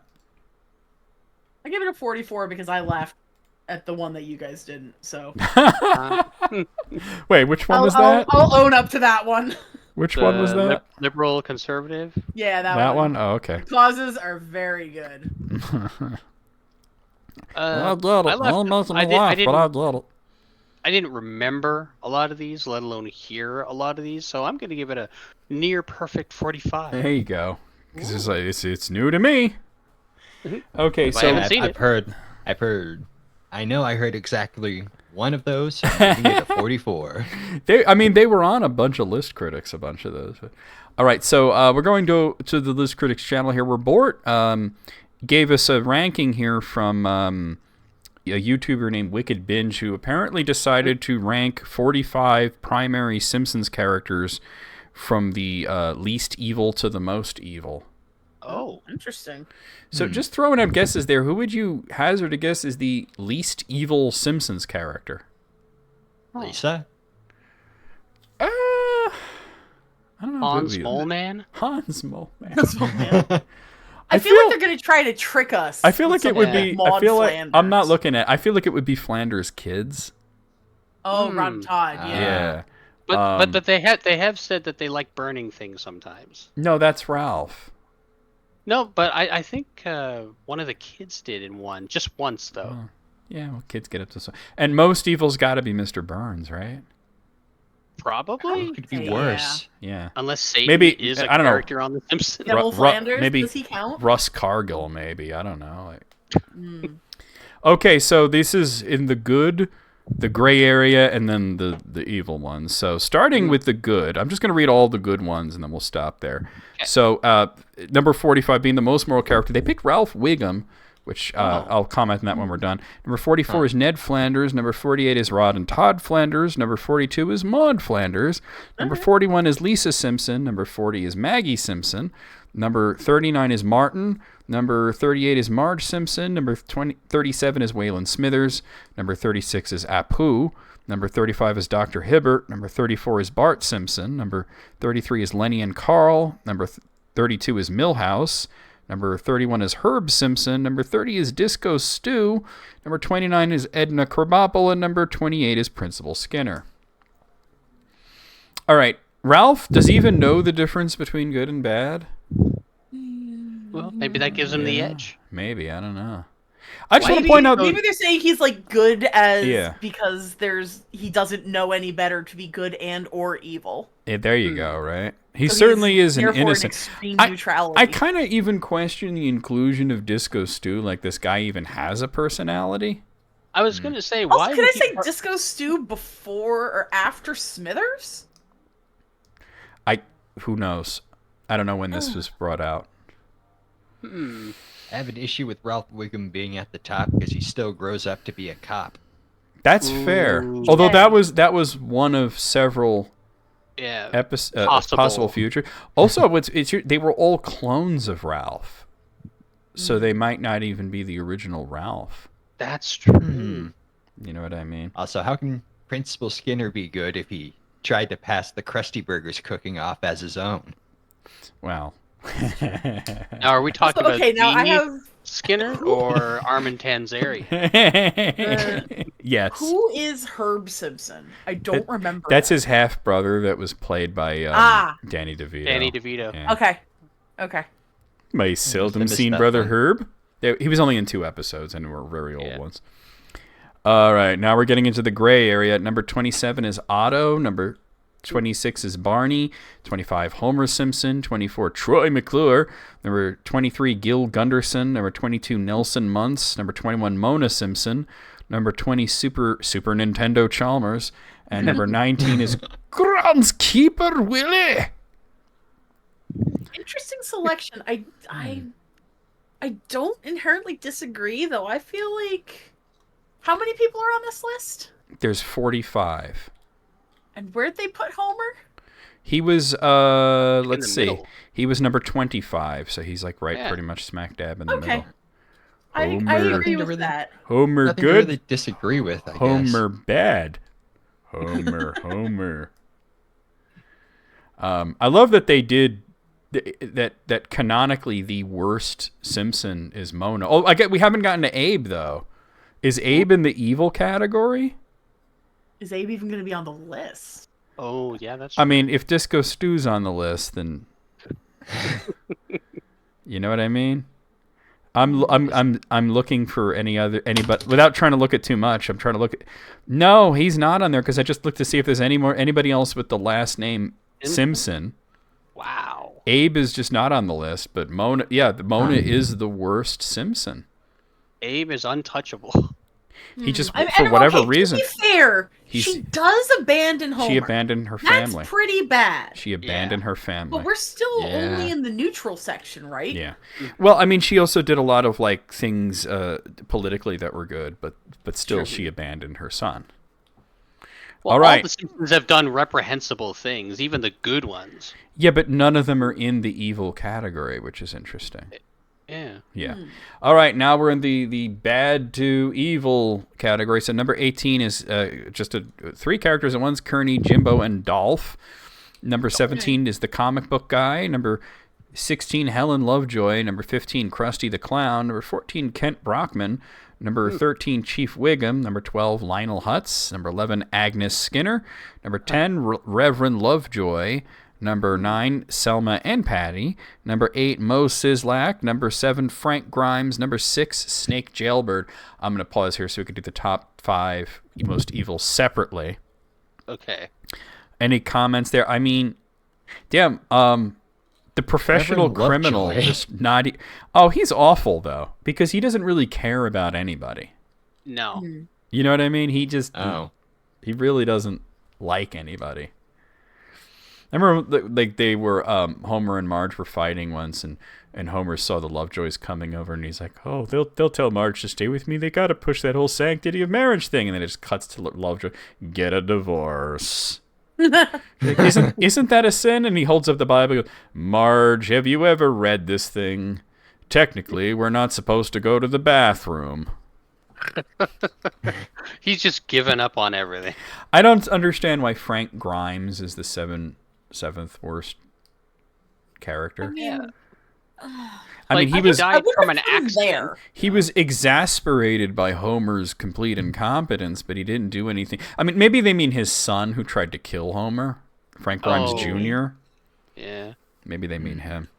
All right, well, number 5 is Nick Riviera. Number 4 is Mayor Quimby. Number 3 is Fat Tony. Number 2 is Mr. Burns. Oh. What? Because What is Bumblebee guy? because we forgot about Sideshow Bob. Oh. Sideshow Of course we Bob did. makes perfect sense for number 1. Although I would say that I would personally argue that Mr. Burns is worse because he's probably successfully killed many more people than Sideshow Bob ever has. Who has not killed a 10-year-old boy? Yeah. I remember when he went on Nick in the top 5? I mean, he is like a notable quack. He's a hack, but Yeah. Probably tons of malpractice. Yeah. He's probably fucked up a lot of lives when you stop and think about it. Yeah. also I take personal offense to Fat Tony being in the top 3 just because I'm from New Jersey and like, mob shit does not register that way to me. He was once thin, Tony. Yeah, but I mean, like, come on, you know those mafia guys ain't shit. Yeah. All right, well, out of 45, I gotta cut it down a little. I'm gonna say a 32, and I'll tell you why. Because there's characters that shouldn't even register on here, like Disco Stew. Just saying, and Abe Simpson. No Duff Man. I mean, Right? Duffman's not even like one guy. He's Or like Marge's mom. Oh God, yeah. I Mrs. would've- Bouvier. Yeah. What about Jasper and Hans Moleman? What about Professor Frank? I would say Professor Frank would be He's in the neutral, I think. You know what I'm Yeah. saying? No, I'm leaving. You know, there's so many Yeah, like characters that are way more well known than Disco Stew. Kang you and know? Kodos? Well, you know, I don't think that becomes orange and blue morality then, because they're like aliens, and they've never Yeah. appeared in an episode that was canon. So I'm gonna go with a 30 for Yeah. similar reasons because I feel like the characters they chose, I feel like they placed them well. But I there's just wouldn't have yeah. chosen some of those characters. Herb Simpson has appeared 2 times. Yeah, okay. There's a picture of him in the background of some shots, but that's about Yeah. it. You know. I'm on board with Elise with a 30. That seems Okay. about right for just, I don't know, what a bizarre 45 characters Yeah, to choose. it's odd, right? Yeah. Okay, then and here's another one board. Every Shrek game ranked from worst to best by a YouTuber named Triple Ah. Jump. I've played none. Awesome. They have made- I attempted to play one. They made I played, 36 the Shrek third games. one. I'm sorry, what? How many? They made 36 Shrek games that we know of Oh, because fuck it outta starts here. with number 36. Get the Ay, fuck ay, out of ay. here. What? So Ah. I'm just pointing out that, yeah. So You know what's who funny? needs to pay for this? Somebody. Well, number 36 is the first thing that I think of when I think of a bad Shrek game because it's Shrek Fairy Tale Freakdown, Freak down. Nice name. Though. which is a fighting game for the Oh. Game Boy Color Oh no. my. What? with Shrek characters. For the Game Boy Color? Yeah. Ooh. Yeah. Oh. Probably better than Mortal Kombat 2 on the Game Boy. Or Mortal Kombat 4 on No, Game Boy Mortal Color. Kombat 2 was pretty decent, but yeah, the other one's not so much. Yeah. Yeah, it's yeah. Number 35 is Shrek Bingo. Didn't even. Oh, that's a DVD game. Go figure. Oh. Oh Number God. 34 is Shrek 2 Ogre Bowler No. for PC. Number 33 is Shrek Super Slam for Game Boy Advance. That's the other fighting Yeah, I was game. gonna say that's one I know is a Ah. fighting game. But That for one- Game Boy, they had two. They had two and they're two Shrek complete fighting games and they're two completely for different Game Boy games. Advance. Well, no, the other one's Game Boy Color. Color. Oh, Game Boy Color. Okay, Yeah. still for handheld. Number 32 is Shrek Ogres and Dronkies for the Dronkies. DS. Oh, I don't- Dragon Donkeys. Yeah. Yeah. Number 31 is Shrek Swamp Fun with Phonics for PC. Hey. Sure, Number why not? 30 is Shrek Swamp Fun with Early Man for PC. Number 29 is Shrek Dragon's Tail for something called the V Smile. That's like a little kitty handheld Yeah, system. the next two are also Oh. for that. Shrek the Third, Arthur's School Day Adventure, and Shrek Forever After. All those were for the V Smile. Good for it. That first one, a crossover? I have no idea. I have no idea. And then we get to the first actual console game on here, which is number 26 for Shrek and Roll for the Xbox 360. Wreck and roll. Yeah, What was that? I have no idea. Maybe it's like Super Monkey Ball, but you're just Shrek. Oh no. I Or don't it's know. Guitar Hero. I might have That's to Shrek. look Shrek and Roll up. Number 20, if you do, let us know. Number 25 is Puss in Boots for the DS. Number 24 is Shrek Treasure Hunt for PlayStation. Number 23 is Shrek Smash and Crash Racing for the Game Boy Advance. Somebody saw these movies and said, let's make a Mario Kart out of this. Yeah. Yeah. All right, so Shrek and Roll. The gameplay consists of two Shrek characters being positioned at opposite ends of a plank of wood with a ball-shaped piece of food in the middle. Players must cooperate by manipulating pulleys on their sides to move the plank up a tower and roll the food to Shrek's ogre babies. This Players sounds- must avoid letting the ball drop and collect bonus items by rolling the ball over them. It sounds So it- incredibly dull. It sounds bad. Yeah. Yeah. There's 10 games that are Shrek that are worse than that. Yeah. Number 22 is Shrek Forever After, which was on like a whole bunch of different things. Okay. Number 21 is Shrek the Electronic Storybook Collection for PC. Number 20 is Shrek Game Land Activity Center for PC. Number 19 is Shrek 2 Activity Center Twisted Fairy Tale Fun for PC. Number 18 is Shrek 2 for PC. Number 17 is Shrek Swamp Kart Speedway for Game Boy Advance. Oh boy. Yeah. Number Yeah. 16 is Shrek Super Slam for the DS. Another fighting game, by the way. Super. But it's for the DS. Yeah. Number 15 is Shrek the Third for Game Boy Advance. Number 14 is Shrek the Third, The Search for Arthur for the V Flash. Whatever the heck that is. Is that That's like another V kitty Smile, one. but it's V Yeah, Splash? Yeah. it's another Next one? kitty one. Number 13 is Shrek Super Party for GameCube, PS2, I've and Xbox. played that one. Yeah. Mario It's Party? Mario Party. Yeah. I Okay. attempted It's to like- play Of course that it one. is. It's but like Mario Party, but bad. Yeah, it's terrible. Yeah. Number 11 is number 12 is Shrek the Third for PS2, PSP, and a whole bunch of other shit. Number 11 is Shrek's Carnival Craze Party Games for a bunch of systems. Oh, there's another Meh. one? Yeah. Oh, no. And here we have the top 10 Shrek All games. right. Not that I'd All want to right, play the any of good these. one. Yeah.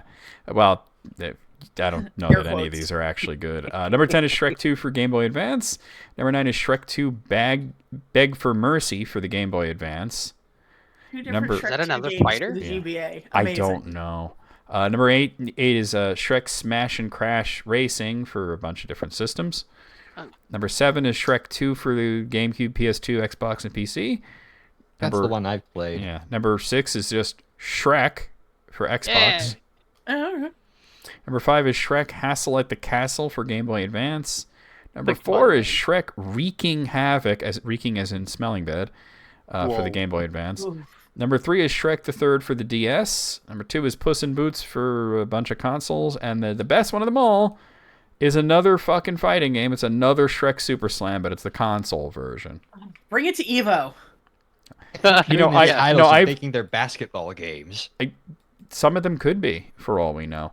But I think they do have like jokey games at Evo sometimes. Oh no. Yeah. All right. Dive kick. Yeah, they'll do dive kick or footsies or something like that, or Let's Fighting Herds, and kind of weird shit. Okay, so from listverse.com, Alice sent me this list of 10 intriguing letters to a 17th century advice column. Huh. Oh. So, what? There were advice They had columns advice back columns then? back Okay. In the 1600s? Damn, and people were writing letters to it. So at number 10 is, young men back then had similar concerns to those of today.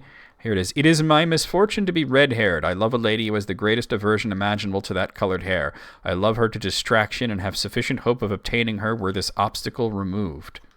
I don't expect a perfect alteration of the hair. I only beg that you would direct me in such a method as may make it brown for 15 to 16 days so that neither sweat nor rain will efface it, but then to repeat it again, for if she discovers at all at any time after marriage, her aversion will be equally fatal to me. Wow. Do you want to hear? Offensive as a person with red hair. Do you want to hear the answer? Yeah. Is it drink arsenic? No.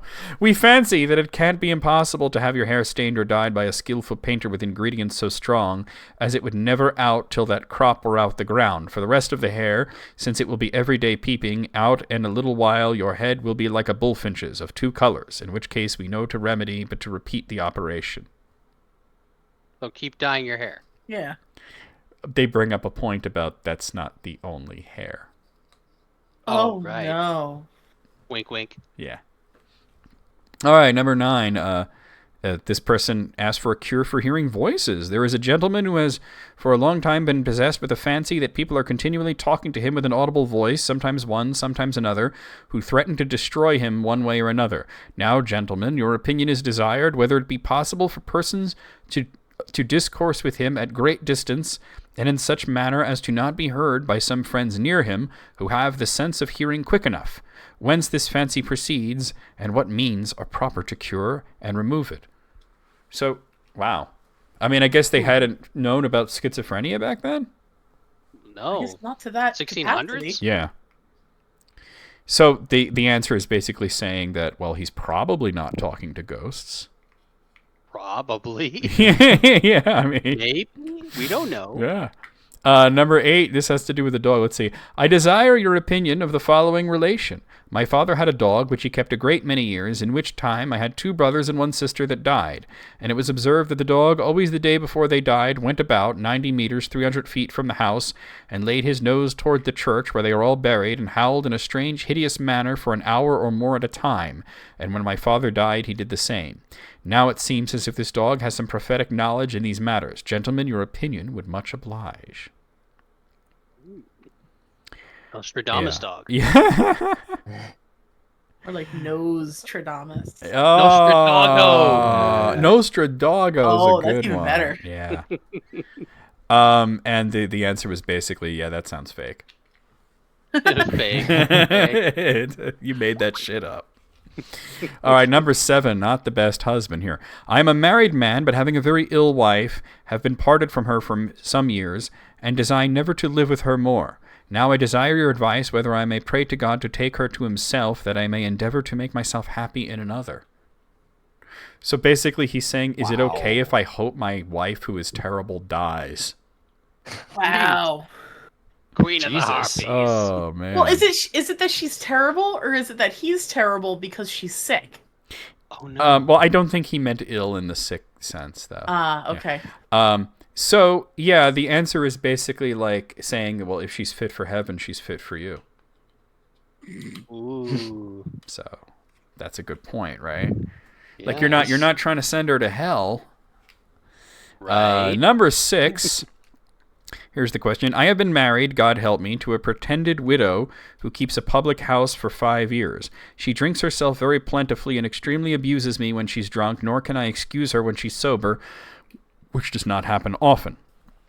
She gives me very scurrilous language, rascal, cuckold, and this before all the company that comes to her house. I can't call it mine, for I must confess it is she that wears the breeches. She takes all the money that's spent in the house, and won't allow me a penny. She has already conveyed several £100 out of the house, which she'll give me no amount of, but declares she'll run me in debt as much as possible on purpose that I may rot and starve in a jail, O living spouse. For charity, I beg your advice how, if possible, I may reduce her to a better mind. That's heavy. Holy. Wow. You're not even asking how to get out of the situation. You're asking how to reduce her to a better mind? Report her. Oh, man. And the answer is a lot, and it basically says sounds fake.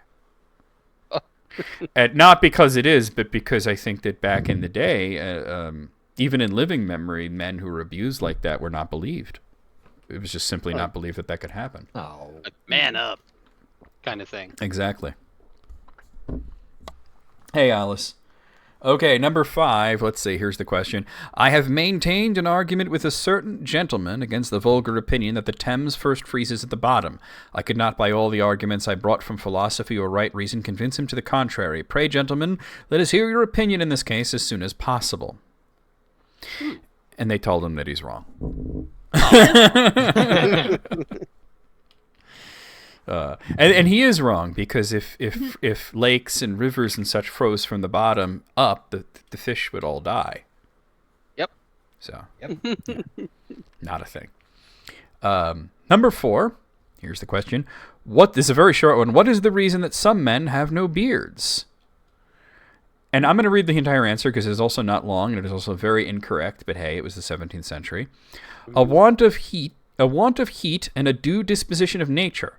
So where there is not enough heat to open the pores for the growth of hair, that humidity and moisture, which is the natural cause of hair, retires to other parts of the body more adept and better prepared for expulsion.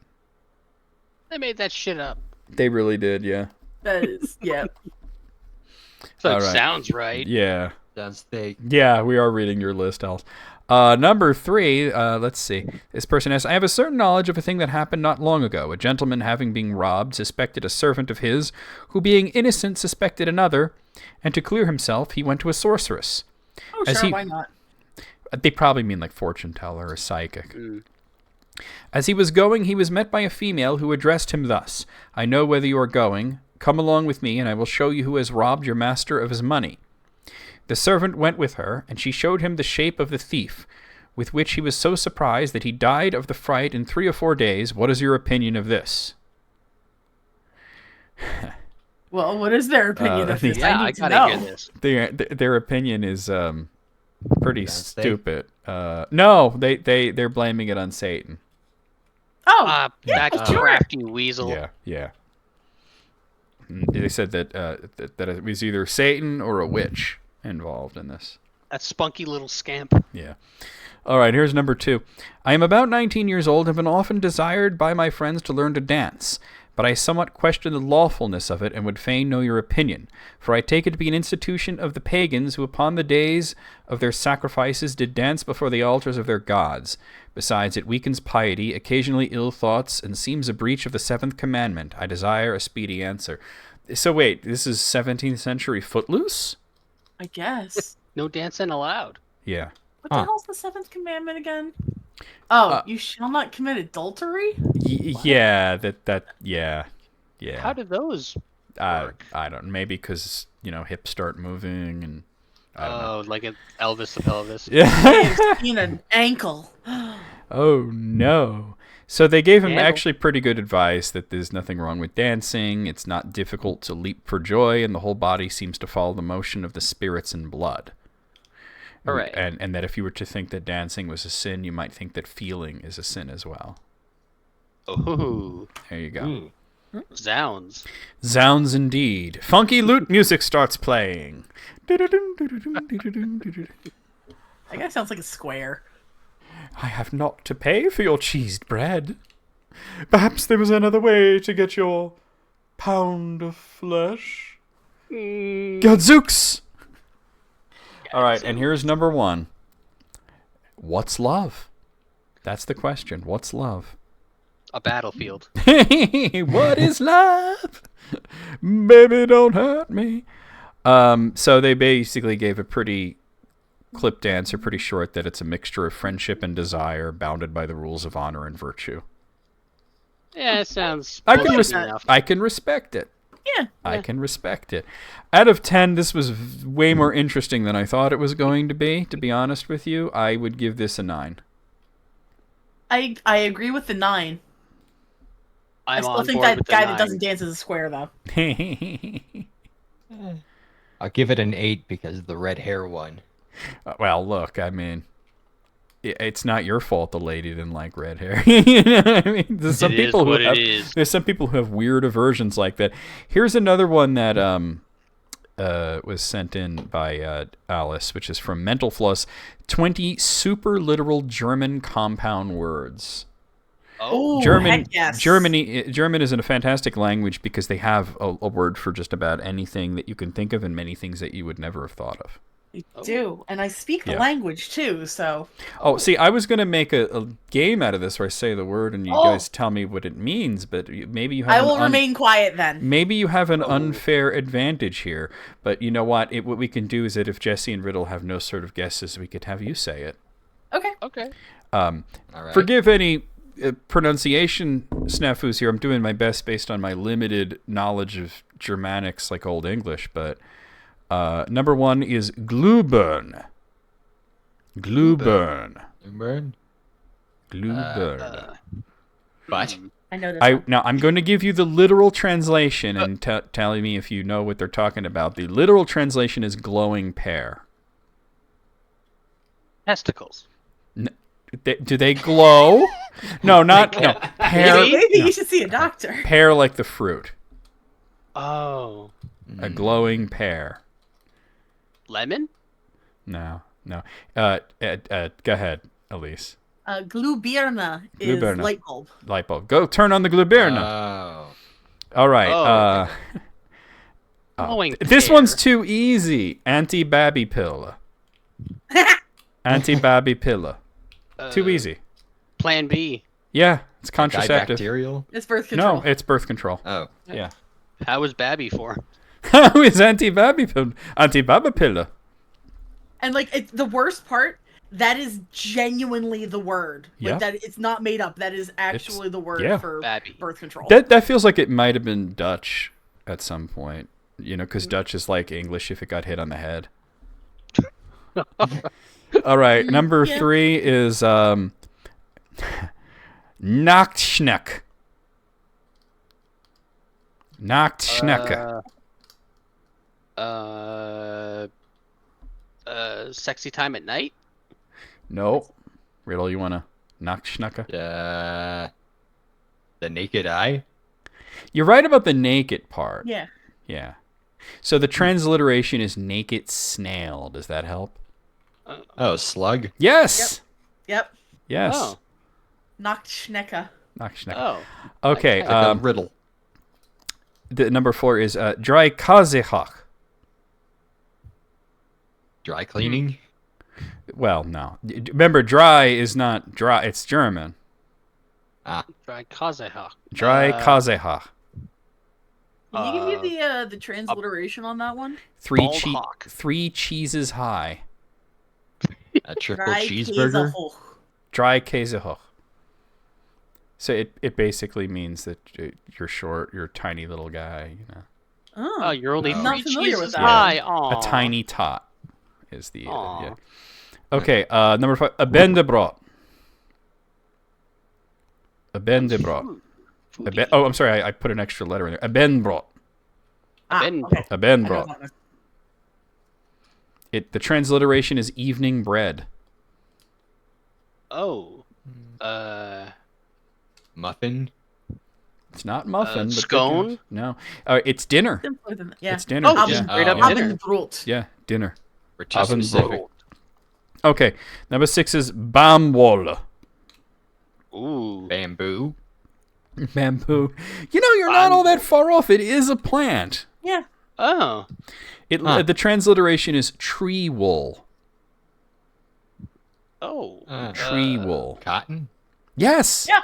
Yes, Oh. it's cotton. It's Baumwolle. Baumwolle. All right, number 7 is Handschuhe. I love this one. Handschuhe. Handschuhe. You're gonna like this one. Unsure. It's very easy when you, because it is what it sounds like. Handschuhe. Handschuhe. Unsure. Okay, the Yeah? transliteration is hand shoes. Gloves? Yes. Gloves? That's exactly Gloves. it. Wow. It's cold out. Put on the Handschuhe. Hand shoes. All right, number 8 is finger hut. Really? Finger it's English? hut. Well, finger is, but hut is not. Hoot. Okay, hoot. Yeah, finger hoot. Finger food. Finger food. Oh. Okay, hoot is hat, so it's a finger hat. Mittens. No, that Thimble? would be thimble is correct. Yep. Yeah, Okay, Jesse. yeah. Thimble. Okay, number 9 is bansalat. Ooh. Bansalak. Bansalat. So I This is understand very- what it literally translates to, but I'm not sure It's something. entirely what it's in reference to. It's out of date. That's why you don't. Oh, this okay. is something I just that put 2 and 2 together. probably wouldn't have been said since like the 90s, perhaps. The Oh. the bansalat transliterates to tape salad. The English translation would be more Bubble like tape? tape spaghetti. It Oh. basically is like when a cassette tape, it all comes out of the Oh. reel, you know? And it looks like. Yeah. Look at that, the That makes sense. bansalat, you know. Okay, number 10 is trinkgeld. Trinket. Trinkgeld. Trinket. This is a weird one. Wait, what did you? Wait, no, it's not trinket. No, trinkgeld. No, okay. The transliteration is drink money.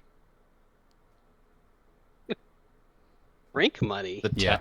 Your tab. Tab. You're close. You're Close, you're but not. almost there. It The means bill. it's the tip is actually the gratuity. Oh. Yeah. Drink money. Okay. Okay, this next one's going to be a challenge for me to say. But let's see. Number 11 is, let's see, I'm going to try to do this slowly. Backpfeifengesicht. Whoa.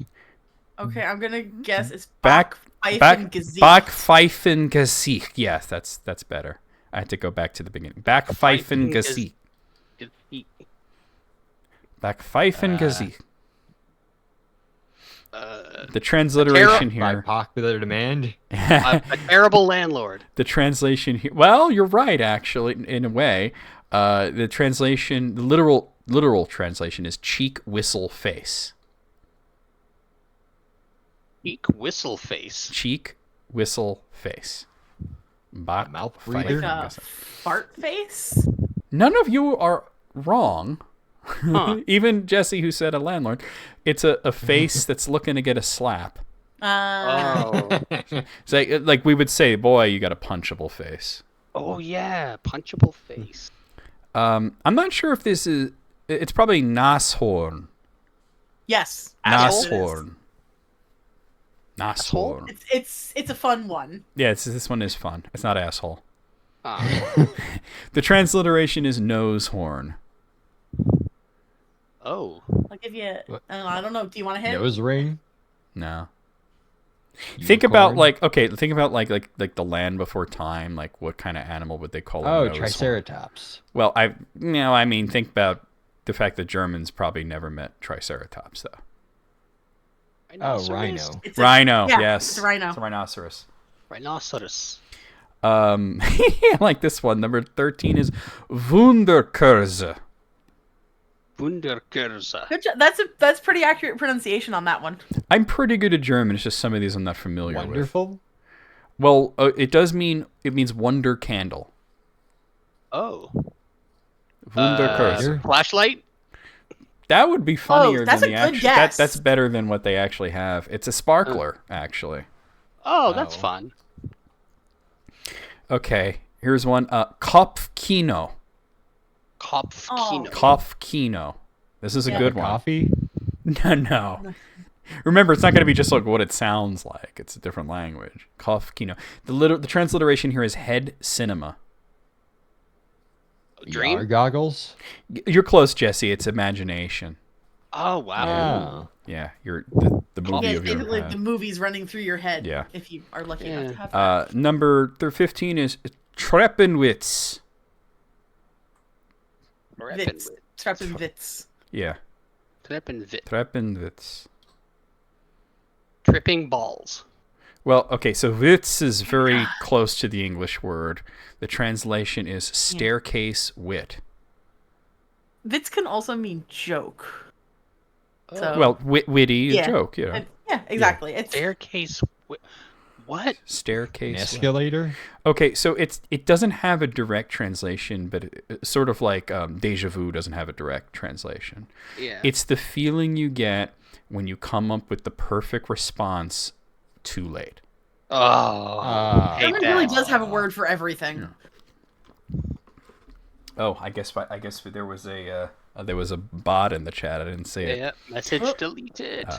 Number 16 is extrawurst. Oh, like an extrovert? No, Sounds close. Wurst, like sausage. Oh, verse. So A bratwurst? bigger sausage. Extra sausage is the transliteration. It's nothing dirty. I got you extra sausage right now. Yay! All right. It means somebody that's getting special treatment. Oh, you get the extra Oh my. sausage. Yeah. Okay, here's one. Number 17. Drachenfutter. Some Drachenfutter. The transliteration of favorite Super Nintendo Dragon game. feeding?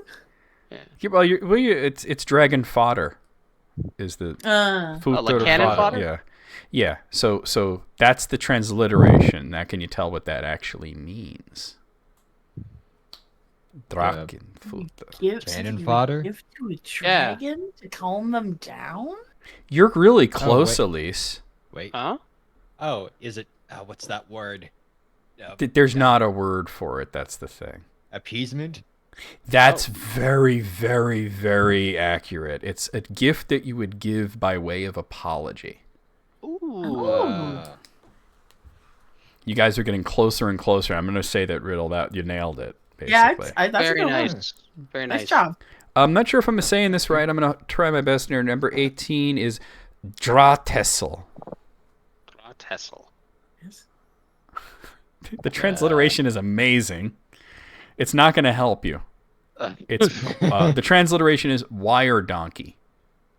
Oh, Drahtesel. Drahtesel. Okay, I was close. You were close. Tessel Come would on, probably man. have two S's, right? I wasn't Yeah. thinking of that. The Tessel. Wire donkey. Wire Yeah. donkey. Now, what sort of contraption would a German look at it and call it a wire donkey? Oh, was it like Bunny something ears to on ride? the TV. Okay, so Elise is close here Is it a because bike? yes, it's a bicycle. Oh. A donkey made out of wires. Is that like a nickname or a slang term? I'm Well, assuming. of course, yeah. Okay. It says that Fahrrad it's is- typically used as a joking way to refer to creaky secondhand bikes that are dependable, but they look like they're one speed bump away from completely falling apart. Got So it. specific. There's another term, Junker. Fahrrad, which is a bone shaker. Well, Fahrrad is just the actual term for bicycle. But the that transliteration one is translates. is transliterated as Awesome. bone shaker. Yeah. That's so Huh. cool. Okay, number 19, Schnapsidee. Oh, Schnapsity. It's my favorite app. Schnapsidee. Schnapsity. Snopsy day. Sopsidee? Okay. There's There's two E's at the end. Yeah. It's E. So is it so with two A. E's is A? Okay. So it's like Usually, a yeah. like a schwa? Yeah. Yeah. Wow. Okay. All right. So schnapp is Schnapsidee. That does Schnapsida. Idee means idea. Yes, it does. And you know what schnapps means? Schnapps is Yeah. Alcohol. Drunk idea? hmm Yeah, so you're actually really close. It's a foolish idea, like something you might come up with when you were drunk. Bad idea. Ah. Yeah. Ah. All right, number 20. Unfortunately, is the last one. I'm having a blast here, but Schildkröte. Oh, I know this one. Schildkröte. Schildkröte. Schildkröte. Like a sports cup? What? So the translation, the transliteration is shield toad. I knew we. I thought it Is was that- shield something. Yeah, is it? Wait, I a don't know. turtle? It is a Yeah, turtle. exactly. Yeah. It's turtle. Yeah, shield. In Dutch, there's a similar phrase, is schildpadde, which is the same basic thing. Shield toad. Cool. Wow, that 20 out of 20. Can we Yeah, get that's a more good like one. that? 20. Can we That get more was like fun. that? Fantastic. Love I it. love stupid German compound words. They make me so happy. And I just like linguistics, so you know. That was amazing. Really fun. Okay, moving along here. We do have a lot of lists to get to. EB sent from the same site, Mental Floss, 10 fantastic fictional foxes. Moogle, your day has come. Oh my. Somebody get the ranch hose out, okay? So number 10 is the fox from The Fox and the Cat. The Fox and the Cat. Yeah, it's a fable from Aesop. Oh. Oh, that one. Yeah. Okay. I have not read that one. This picture's horrifying. Okay, number 2 is Mr. Fox from The Fantastic Mr. Fox. Fantastic. Oh, yeah. that's a good one. That's Love that that's one. where my head went first. Roald Dahl Yeah. wrote that one, yeah. Mhm. Number 3 Never is seen it, but I've seen it. yeah. Well, it was a book first Roald Dahl. from the 70s. Number 3 is Reynard the Fox. I'm not sure who that is. It's another fable. Ah. More from medieval European fable. Got it. Yeah. So basically they would use him as a stand-in for satirical sort of like political cartoons. Oh. You know, for sort okay. of trickster sort of fox, you know. Number 4 is Robin Hood from Disney's Robin Hood. Nice. Yeah. All right. I know Mogul would prefer Figures. Maid Marian, but you know. Oh boy. Calm down. Yeah. Believe it or not, the Disney Robin Hood actually started as an adaptation of Reynard the Fox. Oh, And then They went with Robin along Hood. the way that they decided that the story was getting kind of close to Robin Hood, so they said let's just make it Robin Hood. Number 5 is Todd from The Fox and the Hound. Oh. Okay. That's a good I one. would go. Recommend the I was movie. just- That's expected. Do not recommend the book. No. Oh dear. No. No. Oh. Yeah. What, does it have the N-word in it or something? No, it's just you'll No. cry your eyes out.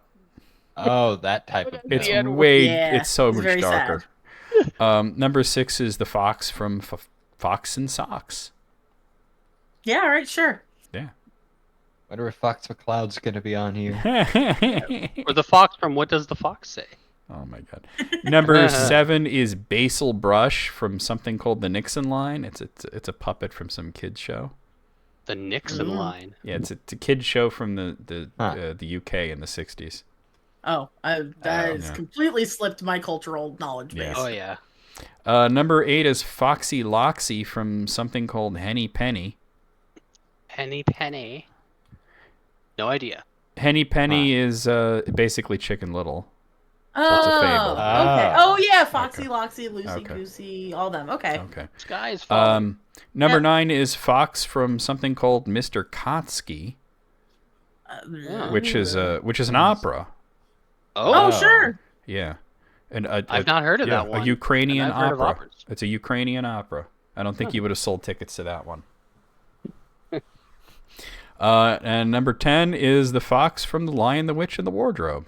Hey, okay. I do not remember that character. Yeah, I don't remember that character. It's a very typical sort of kitsune sort of because it acts like he's friendly, but then he's not, you know. Mm-hmm. It's been like a decade since I've seen that movie. I remember reading the book as a kid and thinking this is pretty great, and then I read the sequel, Prince Caspian, and my reaction was this is not as good, but it's still good. And then I read the next one, which was called The Voyage of the Dawn Treader, and I couldn't even get through it. Right. Ooh, I had bummer. I saw the Wonderworks. my fill of C.S. Lewis at that point. Yeah. My experience is exclusively. I guess it's like the BBC Yeah, adaptation from the the 80s, animated 90s. one. No, it was live That wasn't. action. Oh, because I saw an I saw the animated. live action one too. Yeah, I saw an It animated was on like one. PBS when I was a kid. It was pretty great, actually. Although was. Aslan's voice was pretty freaking crazy in the cartoon. Nice. Here's one from Board. Okay, so they did the Simpsons characters rated from, good to evil. Good The to same thing evil. with South Park. Oh. By the same. I'm less familiar with this. By the Yeah. same YouTuber. I think we're all less familiar. I'm going to run through it quickly. There's 50 characters, which seems odd because there should be more Simpsons characters than. You'd think. I don't see one that I passed up, Mogul. And I see it. All right, we'll do that next. But I'll go back to that one in a moment, Mogul. So anyway, Fetch. okay, so in the good category, I'm going to read this quickly because I'm pretty familiar with the older South Park, but I haven't watched it in quite a while. So number 50 is Butters. Number 49 is Big Gay Al. Number 48 is Kenny. Number 47 is Santa. Number 46 is Jesus. So those four characters are more moral than Jesus. Number 45 is Mr. Hanky. Number 44 is Stan. Number 43 is Pip. Number 42 is Ike. Number 41 is Tweak. Number 40 is Gerald Broflovsky. I got something to say about that. Number 39 is Mr. Mackey. Number 38 is the character that we thought the entire time was named Token. Turns out it was Tolkien. Oh god. They even went back to the old episodes and changed the subtitles so that when they refer to him, it says fucking Tolkien. would.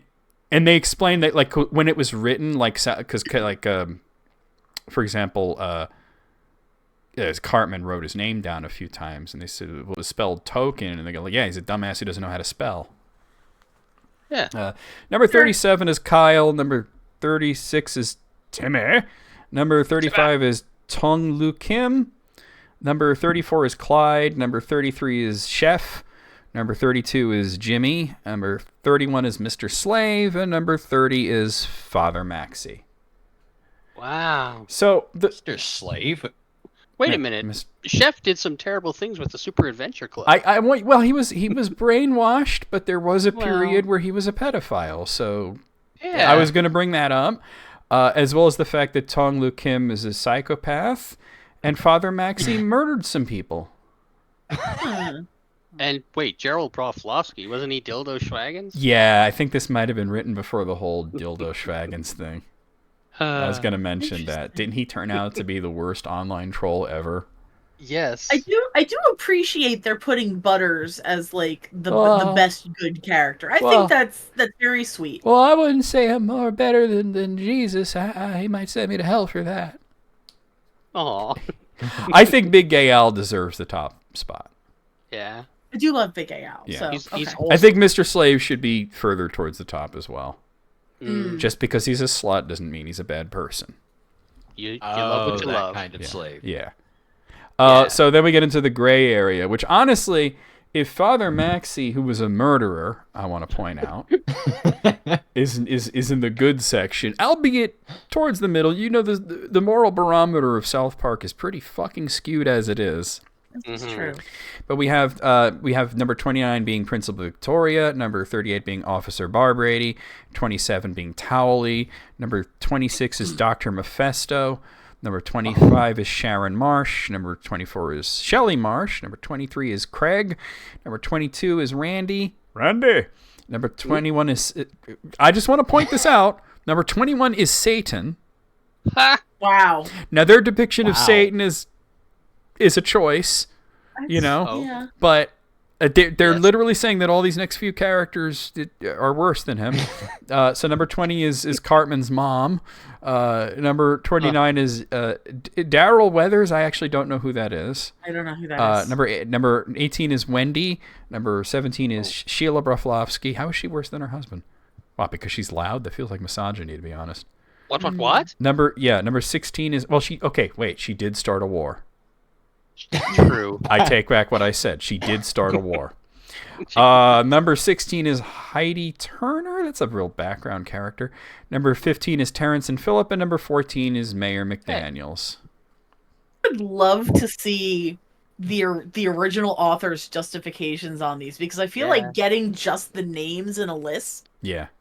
Does Well, it us was a disservice. YouTube video, but we're not going to sit there for 45 minutes and Sure, watch through it. and I get that, but I'm very curious to see why. Like Craig Tucker, what did he ever do? Like, I mean, like what? Because he gives people the finger? Like, who doesn't, you know? Like, What about Terrence and Phillip? Like, yeah, they're lowbrow humor, but did they do any? Did I miss something? Did they do bad shit? I guess they fart on people a lot. Okay. Oh. I don't know. And that makes them worse than Satan. Now, I haven't looked at number 1, and as a matter of fact, it's under a spoiler tag, but who would you guys guess is it's got to be Cartman, right? Cartman's the absolute worst, right? Yeah. All right, let's see. Here's the evil section. Number 13 is Ned and Jimbo. Number 12 is Vice Principal Strong Woman. That's about when I stopped watching. Number 11 are the Goth Kids. Well, they did burn down a Hot Topic. They don't do anything. They did burn down a Hot Topic. Got a bot. Yeah, you're right. I forgot. 2 bots. Yeah. Number 10 is Marvin Marsh. Number 9 is Steven Stotch. I don't know who that is. That's Butter's dad.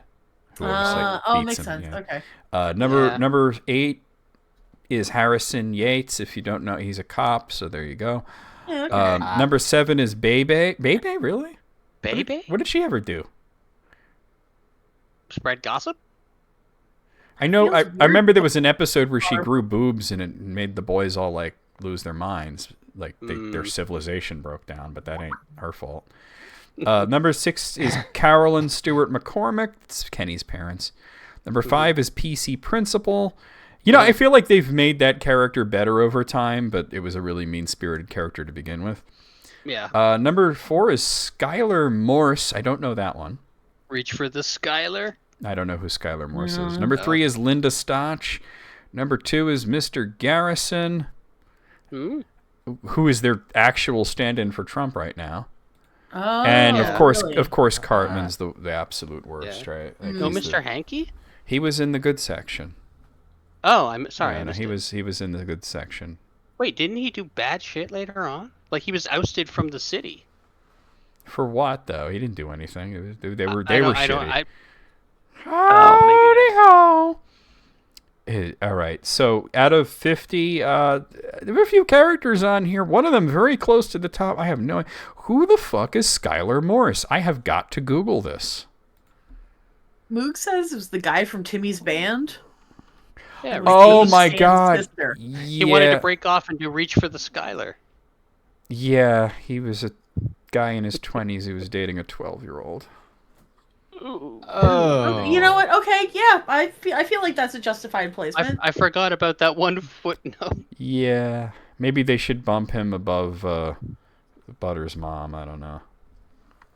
She did try to murder her son, so there is that. Yeah. Okay. I got to go back to the list that I missed from Alice, which is from Make Use Of. It's 16 hilariously specific subreddits that you wouldn't believe exists. All right. I don't know. That sounds like a challenge. Yeah, right. So, okay, at number 1 is the name of the subreddit is GGGGG. And it is 5 Gs? It is literally for people who are very enthused with the letter G. And they take pictures of anything that they can find that has the letter G on it and they post it. Sure. Gee, Wally, that's swell. And then they all reply with the letter G. It's like that. The people on Facebook who pretended to be ants, you know. The ants? Oh, yeah. God, I forgot about that one. Number 2 is Seut. It's SEUT. It stands for something. It's squirrels eating unusual things. Oh no. Okay. Sounds kind of cute, though. Yeah. Yeah. Number 3 is mildly interesting. I've actually been on that subreddit, and there are a lot of things on there that are indeed mildly interesting. We've done lists from r/mildly interesting. Number 4 is Where Did the Soda Go? The mystery Where of did the the soda soda. What go? are they talking about? Oh, Like so an it's... anachronism in a show or something. Oh my god, no, this is so much stupider. Someone had the idea to create this subreddit after seeing a gif of a classic infomercial where a family completely overreact to spilled soda. Now it's a great subreddit to see clips of adverts that show life in a completely unrealistic ways. Oh. Oh. That is very specific. I'm kind of into it, though. Yeah. Number Why 5 not? is Animals Without Necks, which is just a bunch of animals photoshopped to look like they have no necks. Oh. And they Man, have what would a giraffe look and like? they have My one of the best rules. Please keep vowels out of post titles, as vowels are the necks of words.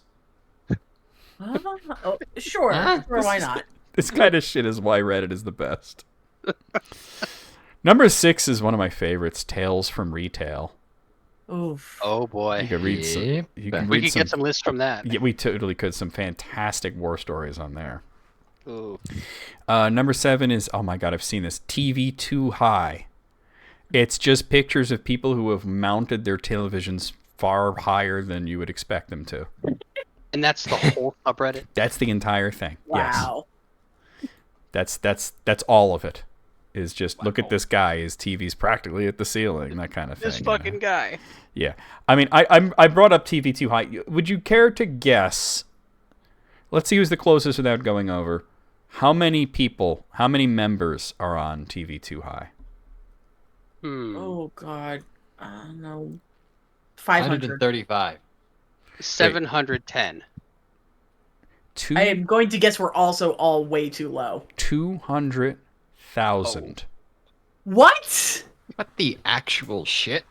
200,000 members of TV Too High. I'm sorry, what? Excuse me while I get my for jaw Yeah. off the floor. seconds. I think for the wait, hold on. Let's go back here for a second because I'm curious about this. How many letter G do you think?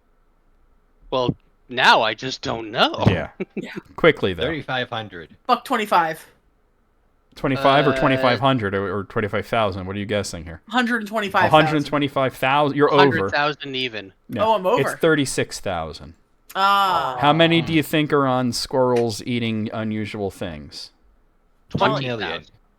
500,000. You're all way over. It's 7,400 on that one. There are Oh, more man. people on TVs too high. Yes, I know. What? Right? How about Why? mildly interesting? How many people do you think are on mildly Oh, interesting? there's Oh, probably a gosh. lot on mine. Like a million? Yeah. Like a million. Couple million. 23 million. That's a couple Okay. million. Wow. That's a country's worth. That's Yeah. more than one. Where did the soda go? That one's so bizarre. That's so specific. That's Where- probably like 7,500. I'm going to go 10,000. 1,000. 1.1 million. Million. No! Yes. No! Oh my god. Whoa, At- easy there. Somebody just like hit their bass drum. Not me. Animals without necks. Oh. How many? I feel 500,000. like my ability to judge these things is There just is no ability to. completely Yeah. skewed. There's no Yeah. ability. 150,000. I don't know. It's 42,000 on that one. Oh, I was way off. Okay. Tales from Retail. You got to know that's a popular Oh god, one. that's gonna be like 500 million. Well, not that many, no. 50 mil. No, not 20 that. mil. 1.5 mil, actually. Really? Yeah. Okay, So number wait. 6 is called Blunder Years, which is just basically where people share their awkward opinions or awkward pictures or anything from their awkward phase. It's a celebration of our cringe from the past. How many members do you think are on Blunder Years? 60K. 60K? A million. A million? Riddle? Yeah. 75K. Yeah, you're closest. Not close, but closest at 978K. Almost a million.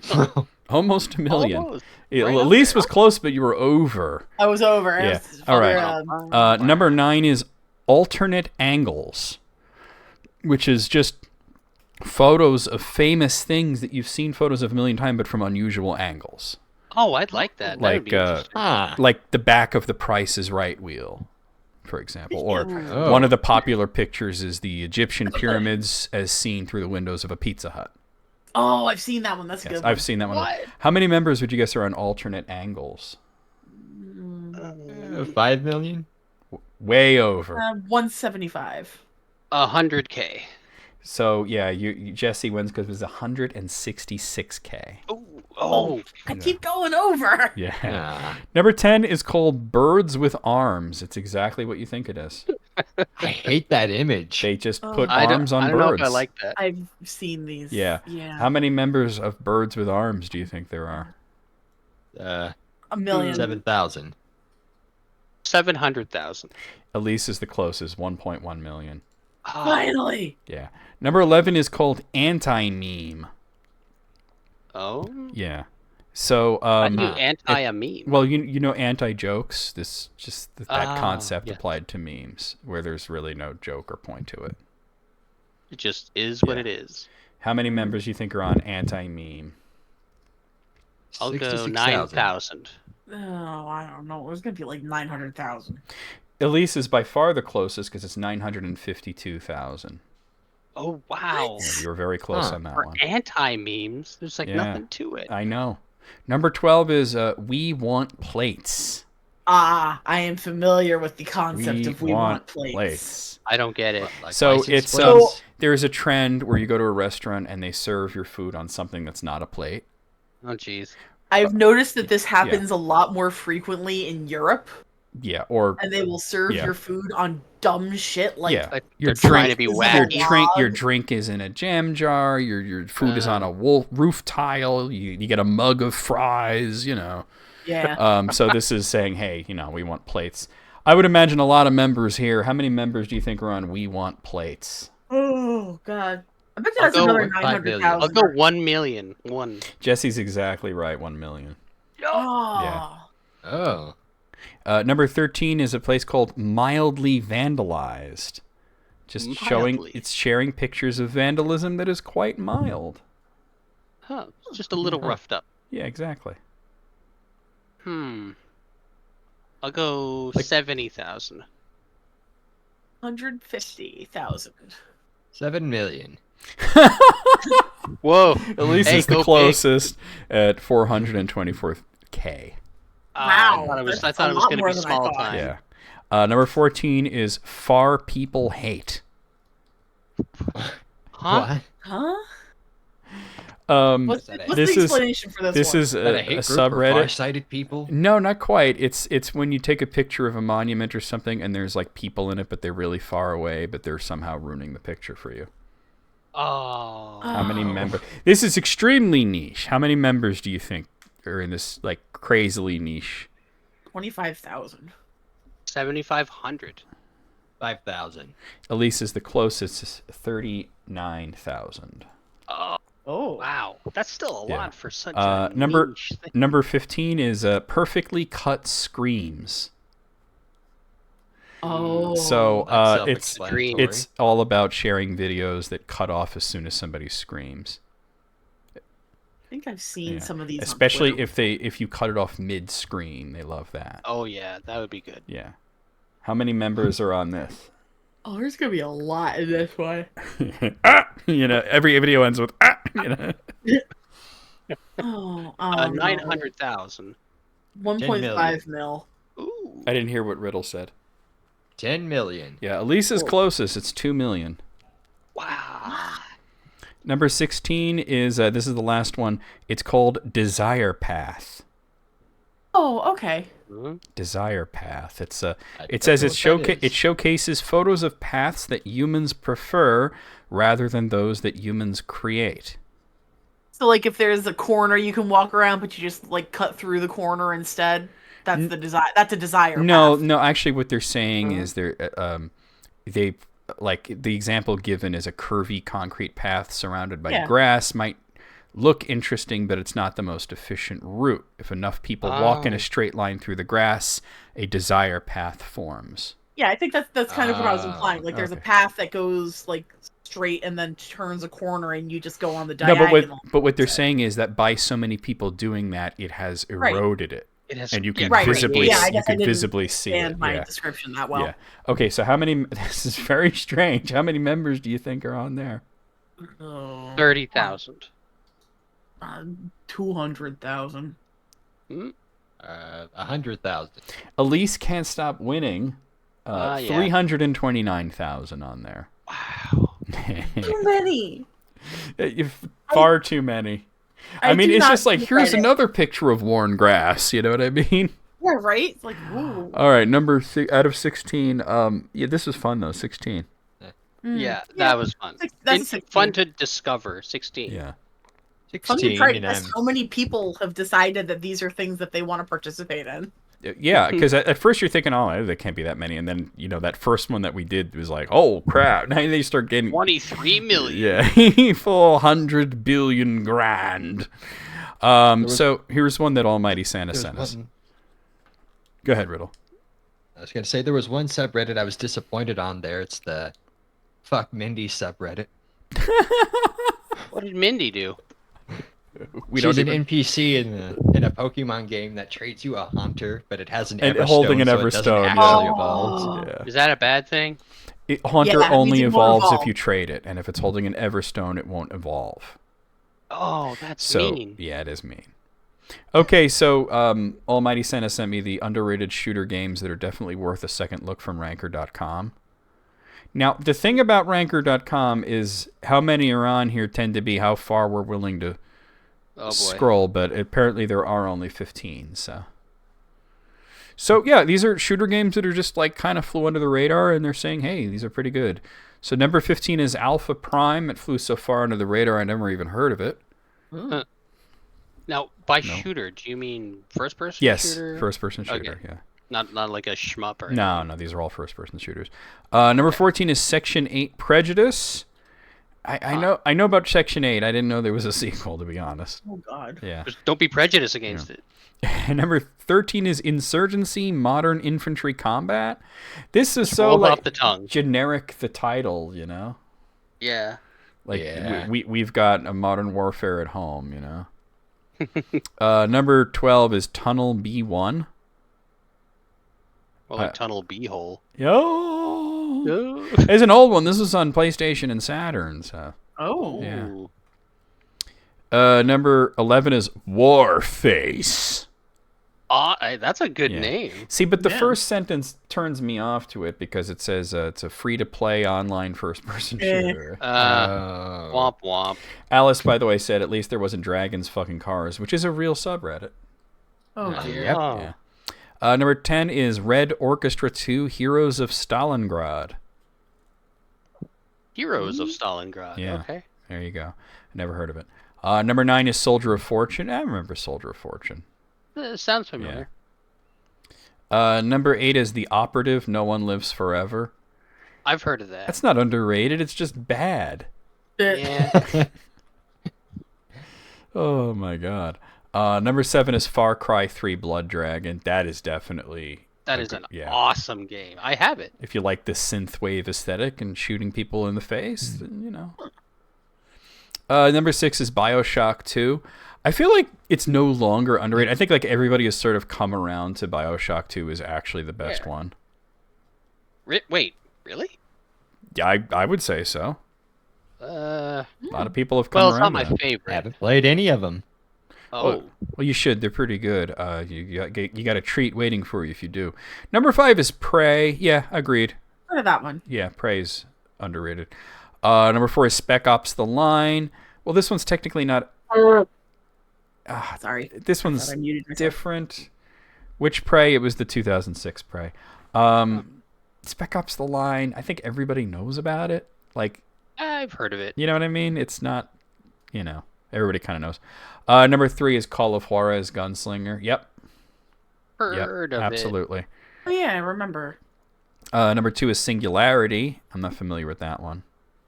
The Singularity is coming. Yeah. And their number 1 underrated shooter game that deserves a second look is Bulletstorm.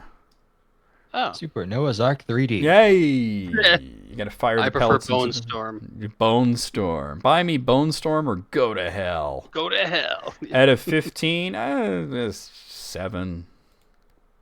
8. I'm going to give it the amount that I know. 5. Ooh. I'll give it a 6. Okay. Teen. 1,600 grand. Almighty Santa also sent me from a YouTuber named Totally Tubular Jonathan. He chose that name and he stuck with it. A ranking of all the 2D Mario games from worst to best. Oh my god. Wait, so Okay. without what do you think is the best 2D Mario? You know, Ooh. I feel like a lot of people are You going gotta to say stop. Freak. Can you Super stop Mario. like blowing on the microphone, Jesse? I'm sorry about that. It was like ooh. You know? Oh. Is there a vacuum cleaner in the room with us? Bwah. I'm assuming it's either going to be 3 or World. 3 or Probably. World it sounds pretty. Three. Worst I'll guess one though. 3. What's the worst one? Lost levels. I would say A lot of people are going to say lost levels. New Super Mario Brothers 2. Oh, that's Oh, also that's what I where was it's just thinking. all coins. Yeah. Oh wait, well they chose for the worst is Lost Levels, which I don't think it's bad, but Ta-da. it's very, very hard. It's pretty much, Yeah. hey, you beat Super Mario Brothers. Now we're gonna take hammers to your groin. Yeah, get fucked. Number 14 Unfair is Mario. yes, New Super Mario Land. Super Mario Land, which it's not a bad Aw. game, but it's primitive. It's That's my favorite they were one of the trilogy. Is that the Game Boy one? yes, the first one again. first They were figuring out the That's one with hardware. Daisy, right? Yeah, Yeah. they were figuring out the hardware. Miyamoto wasn't involved. It was a little wonky, but still a good game. Yeah. I love it. Number 13 is New Super Luigi U. That's the thing, though. Like, they're all good. That's Yeah. true. You know what Like, I mean? Yeah. this is These aren't bad. These are just the worst of the best. Number 12 is what I picked, New Super Mario Brothers 2. It's kind of dull. Number 11 is Super Mario Brothers 2, assuming they mean the U.S. version, because since we already had Lost Levels on there. Oh yeah, Oh, that's my favorite one of the original trilogy. No? the Doki Doki Panic one. Yeah. Yeah, It's a good game. I enjoy it. I like Yeah. throwing stuff. Number 10 is New Super Mario Brothers U. I'm surprised that's so low, actually. But like I said, they're all good at this point, you know. Number 9 is New Super Mario Brothers Wii. Number 8 is Yoshi's Island. Oh, Yoshi's Island is a game that I love, and I always like, oh man, this is my favorite. And I come back to it, and I'm like, why is this my favorite? You know? It's my favorite when like I'm thinking about it, not when I'm playing it. I like it more than World, which I know a lot of Yeah. people say is blasphemy. Number 7 is original OG Super Mario Brothers. Number 6 is Mario Land 2, 6 Golden Coins. Number 5 is New Super Mario Brothers. The Number OG. 4 is Super Mario Maker. Oh, Yeah. okay. Number 3 is Super Mario Brothers 3. That's number 3.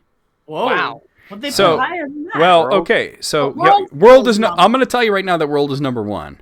But Oh, here's What the else thing: number 2? is Super Mario Wonder. Really? Oh. That And good, eh? I haven't Interesting. I haven't played it, but from the people that I knew who have played it, they say yes, it really is that good. wow. Looks like a trip. Explosion did quite enjoy it. Okay, so Interesting to me that they chose regular Mario Maker and not Mario Maker 2 on the list at all. Yeah. Which is the superior. yeah, I didn't see Mario Maker 2 on there, but maybe they were considering that it's kind of the same thing. Mm. You know, that concept, maybe? you know that saying of like that meeting could have been an email. Yeah. That sequel Yeah. could have been a DLC. Yeah. Yeah. It could have been Super Mario Maker Deluxe on the Switch with new features. Which you is know. what they did with a lot of their games Yeah. on Switch. Bort sent us the top 10 worst video game villains, which created a little bit of I thought a strange discourse in the Discord where people were saying, but it's full of spoilers. Maybe you shouldn't do it. And I'm like, we have done top 10 twist endings in video games. We have done top 10 twist endings in movies. We have done top 10 surprise villains. We have done Here's your all spoiler sorts of alert. spoiler things. So, like, if we're doing top 10 worst video game villains and you don't understand that's a spoiler, I'm telling you right now, it is absolutely a spoiler. This is your alert, big Now, time. here's the thing. Now, Spoiler alert. Spoiler alert. yeah, for everything, for every list. What I don't understand, though, is...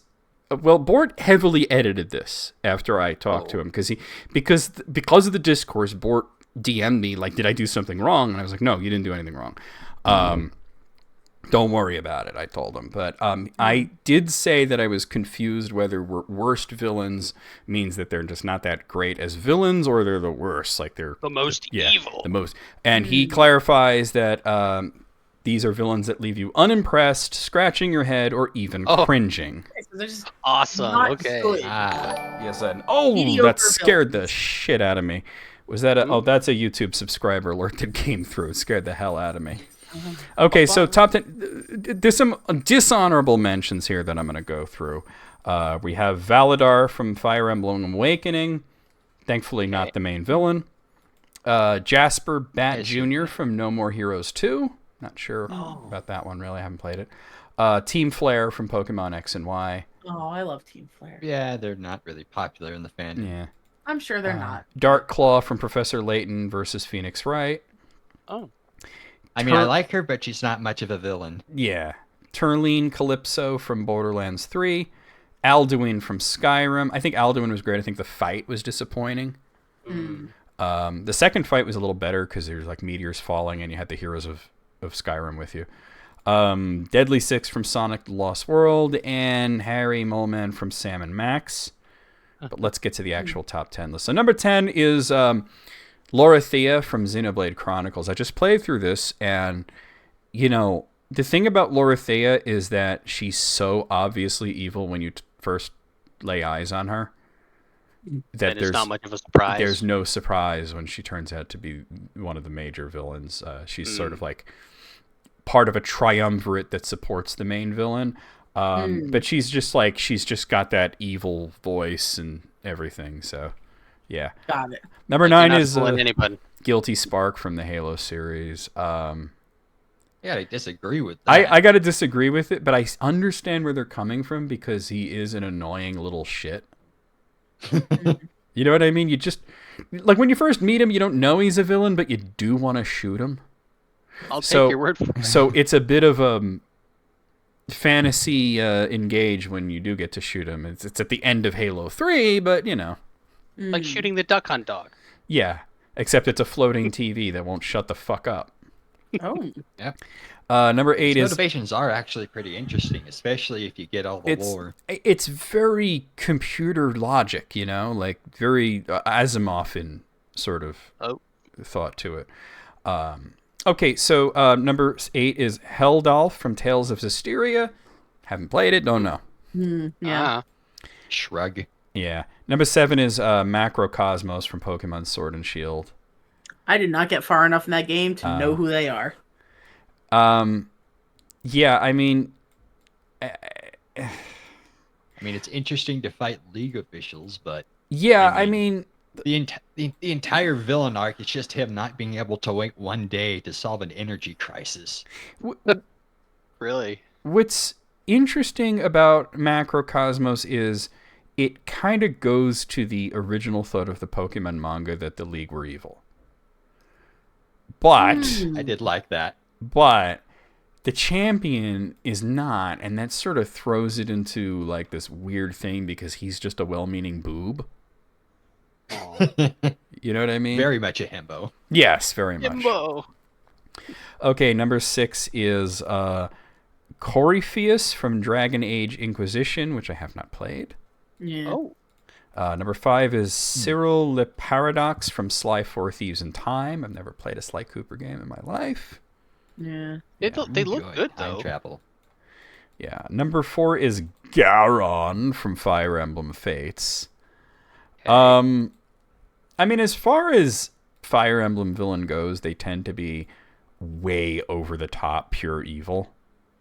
He sounds like Gaston's cousin. He looks like if Ganon was a white guy. Oh, sure. And he's called Garon. All right, then. Think about White Boy that. Ganon. And he's called Garon. Garen. Oh. Yeah. On the news. Number 3 is Colonel Redups from... It just says Command Mission, but thankfully I recognize that the character's from Mega Man X Command Mission. Yeah. The problem with Colonel Redups is that he's in your party pretty much from the beginning. Because there's the main villain that you know is a guy named Colonel Redups, and this mysterious weirdo in your party named Spider.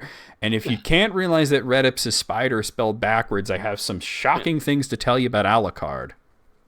I always called him Colonel Red Nips. Red nips. Oh my. Got some red nips. I think Riddle can possibly help us with with this one because I don't know the series. Is Tsumugi Shirogane from Danganronpa? Samugi. Yeah. Tsumugi. I don't know what would make them a disappointing villain. Well, her talent is the ultimate cosplayer, and she ends up cosplaying as the mastermind from the last two games as a way to make the mastermind from the last two games appear again. Wait, hold on. So this is like Princess Peach Showtime, but like dark? Basically. Yeah, I'm kind of into it. I don't know. I mean, I liked her because she could transform into any of the characters from the previous games to mock you. And their number one pick for, not so great villain is Xehanort from Kingdom Hearts. Oh, Xehanort. Get a Norda boy. I have no idea. Yeah, I agree with that one. I only know who he is because DBX did a battle between him and Palpatine. I can't even give like a TLDR version. There is no TLDR version of anything from exactly. Kingdom Hearts, and I want to play these games at one point, but I've decided that if I ever do, I'm going to focus on the gameplay. Please do. The gameplay is genuinely fun in like I'm not the gonna, main three games. I'm gonna try to like appreciate the story for what it is in each individual game, and not try to piece it together. Because frankly, ignore the story. You'll have more fun. Well, maybe. We'll see how it goes. Just have fun hanging out in Disney places. There you go. Okay, I got one from EB, the 20 most scientifically accurate movies. That's a hell of an idea, don't you think? Yeah, I like that. All right, so these Biodome, number one. This is from a website I've never heard of called Yardbreaker. All right, so these are on here? I don't know, they're not numbered. So these are not in any sort of order. Let's science the shit out of this. Let's go. The first one is Rise of the Planet of the Apes. Well, really? I love this movie, but I don't know if you could give a drug to someone and then have its traits passed on to the child genetically. It would have to be pretty damn strong. Is this from the original series? No, this is the first of the new series. And they're not worshipping a bomb or anything. They experiment on the apes with a drug that's meant to basically cure Alzheimer's disease, and they give it to an ape named Bright Eyes, and then she passes it on to her son, Caesar, and then he's like the first like super intelligent ape because he's already intelligent because she became intelligent when they gave it to her, and then he becomes intelligent, but then he gets dosed with it again. And it's like a more potent version, and he becomes like the leader of the apes. It was a really good movie. What they're drawing attention to though is that because the drug actually is a virus, it actually turns out to be deadly to humans, and it's a pretty realistic portrayal of how a pandemic spreads. Oh yeah, at the end with all the arrows going everywhere. My god, did you not get chills when you saw that? I did. Yeah. Deep Impact, is this really? No, come on. That's not very. Come on. Yeah, it's Armageddon is the right answer. Yeah, well, that one. Well, I wouldn't say less so because they were both a mess scientifically. A lot of people say the thing that's brought up, and Ben Affleck was bringing this up when they were filming Armageddon, was wouldn't it be easier and make more sense to train astronauts to drill oil rather than train oil drillers? And that's actually not true. NASA has debunked that. They said no, they would absolutely want people who are experts in their field. They're called mission specialists. They're not really trained to be astronauts. They're just trained to survive in space. And they have like the real astronauts that are with them. So. Wow, well, shows us. True. Yeah. Blade Runner 2049. They had futurists working on this, so it makes sense. Also, amazing people who, I don't want to say predict the future, but predict scientific growth and economic growth of the future. This was it's a really great movie, and I don't know. I mean, let's wait 25 years to find out. Let's find out, right? Ant-Man and the Wasp, really? Wait. Ant-Man I thought the science was debunked in that. It says that they hired scientists to get help in the quantum physics part of it. Yeah, but what about the whole shrinking and? Well, that had already been established by the first Ant-Man, so if you're accepting that, I Yeah, don't but know. I thought this was scientifically accurate. I don't know. Woman in the Moon is a movie that I've never seen. Woman Never in heard the of it. moon? Woman in the Moon. Not Um, familiar. They're saying that it's sort of based off of Fritz Lang's.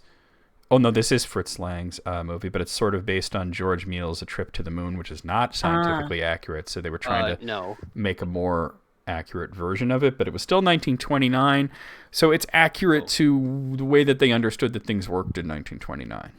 Okay. Yeah. Annihilation. Yeah. I mean, if we accept aliens and all the crazy crap that they can do, then yeah, I guess we would say that it certainly. But what about the science? Yeah, I mean, like I said, if we accept that, then the science is pretty sound. Yeah. You know, so Moon is on here. This was a weird movie. I think the most unrealistic part of it was that they would want a robot to sound like Kevin Spacey. Blech. Aged poorly. Yeah, still a good movie though. Fine milk. Still a good movie. Minority Report. This is another one they had futurists working Wow. pretty heavily on to make sure that everything. And I got to tell you that like they were very accurate with a lot of what they predicted, especially targeted advertising. Oh yeah. You know, Oh, they yeah, really you're they right. really went ham with that. Also, just Philip K. Dick. yes, it was based on his Okay. short story, The Minority Report. And recommend the book, recommend the movie, both very good. Mm-hmm. Finding Nemo. Well, there's a point where there's a point where you don't want this movie to be too scientifically accurate, especially the way that clownfish act when they're separated from their mate. But they said that in all of the imagery was very accurate to have clownfish live and the different. Yeah. You know. Wait, what happens when a clownfish is separated from its mate? Well, let's just say that he might have had a transition and then banged his son. Yep.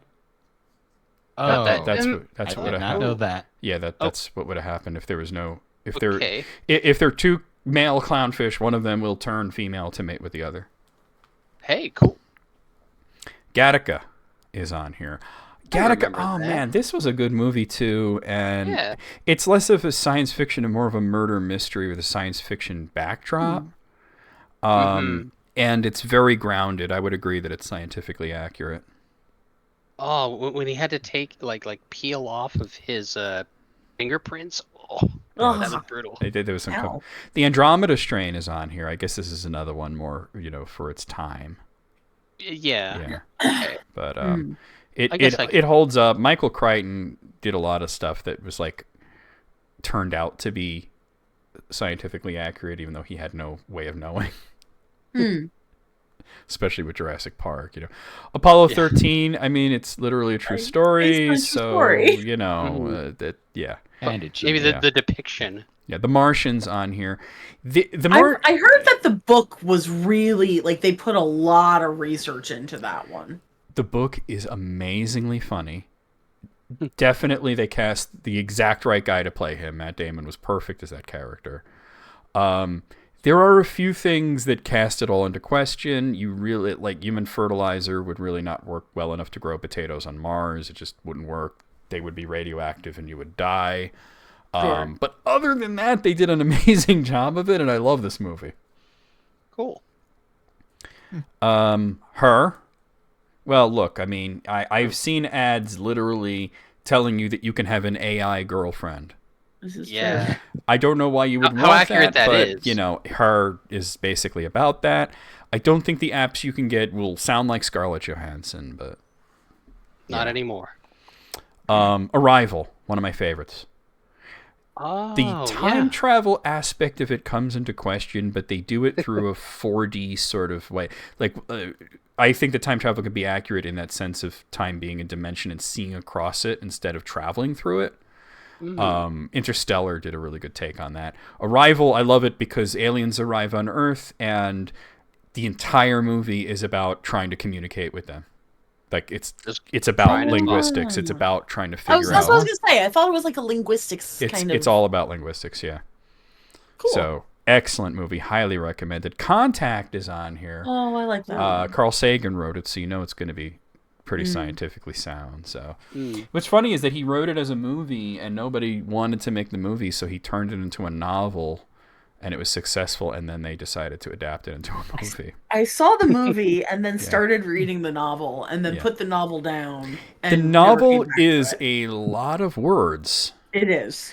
I was also like a novelization maybe of the 10 when I started she- reading it. She describes everything to a level of detail that C.S. Lewis would say, "Calm down." Yeah. Alien. Wow. Alien is on this list. I like this because it is, what is accurate about it to me is that you need to follow the protocol at all times. Bad science kills, and don't touch the thing that looks like a space vagina with teeth. Yeah. Good point. Always good advice. Interstellar's on this list because, of course, it is. Yeah. Yeah, probably my favorite science fiction movie. Definitely my Really? favorite Wow. science fiction movie. It's I would big. say, love it. Okay. The only thing that I would say is slightly inaccurate is Neil deGrasse Tyson pointed this out. Is like, personally, I would stay the hell away from any planet near a black hole, and Mars is looking pretty good right about now. But they really were looking for an Earth-like planet. They weren't looking for a small colony. They were looking for mass colonization. So it does make sense that they would take whatever chance they could get. Yeah. Any port in a storm. Jurassic Park is our second Michael Crichton thing here that was completely inaccurate when he wrote it, completely inaccurate when it was made into a movie, and then they discovered things about dinosaurs that we didn't know that turned out to be from Jurassic Park. So Which is accidentally accurate. Like the Except they Raptors, had more feathers. They didn't know that at the time. The Raptors were way too big. The real Velociraptors are about the size of a chicken. Dilophosaurs do not have frills. And then they found out that there's something called a Utah Raptor that is about the size that it was in the movie. They wouldn't have called them Velociraptors, but 2001: A Space Odyssey, really? Wait, what's accurate in that? That's pretty much a drug trip, man. Yeah. HAL 9000, know. I guess. I don't know. I Like really an don't AI? know. I don't know. Let you do that, Dave. Well, there's a few on here that were confusing, Mm-hmm. and there's a few on here that were absolutely not confusing at all. Out of 20, I'm going to say 15. I'm thinking of 13. I think I'm going to agree with a 13. Okay. 14. Because there are a lot of movies on this list that I've not seen and can't judge. Understandable. So, Board gave us the 10 weirdest DC Comics characters from a YouTuber named the Metal Blade 5. The Metal Blade. Yeah. Metal Blade 5. 5, the fifth one. Yeah. I Weird. don't want to know what happened to Metal Blade 1 through 4. Who do you guys think is the weirdest DC Comics character? I am admittedly considerably less familiar with DC than Marvel, Okay, Wait. fair enough. but I don't know, probably like Mr. Mrs. I can't Mr. even say it. Mr. and Mrs. Pidlet. Yeah, that one. What about Batmite. Batmite's pretty fucking weird, yeah. is Matter Eater Lad or is that? That is DC, Matter Eater Lad. Yes. But I think that Matter-Eater I don't know Lad. that he would be on here because he's from the Legion of Super Rejects, like basically somebody who has a superpower who tried to get into a team and they were like, but no.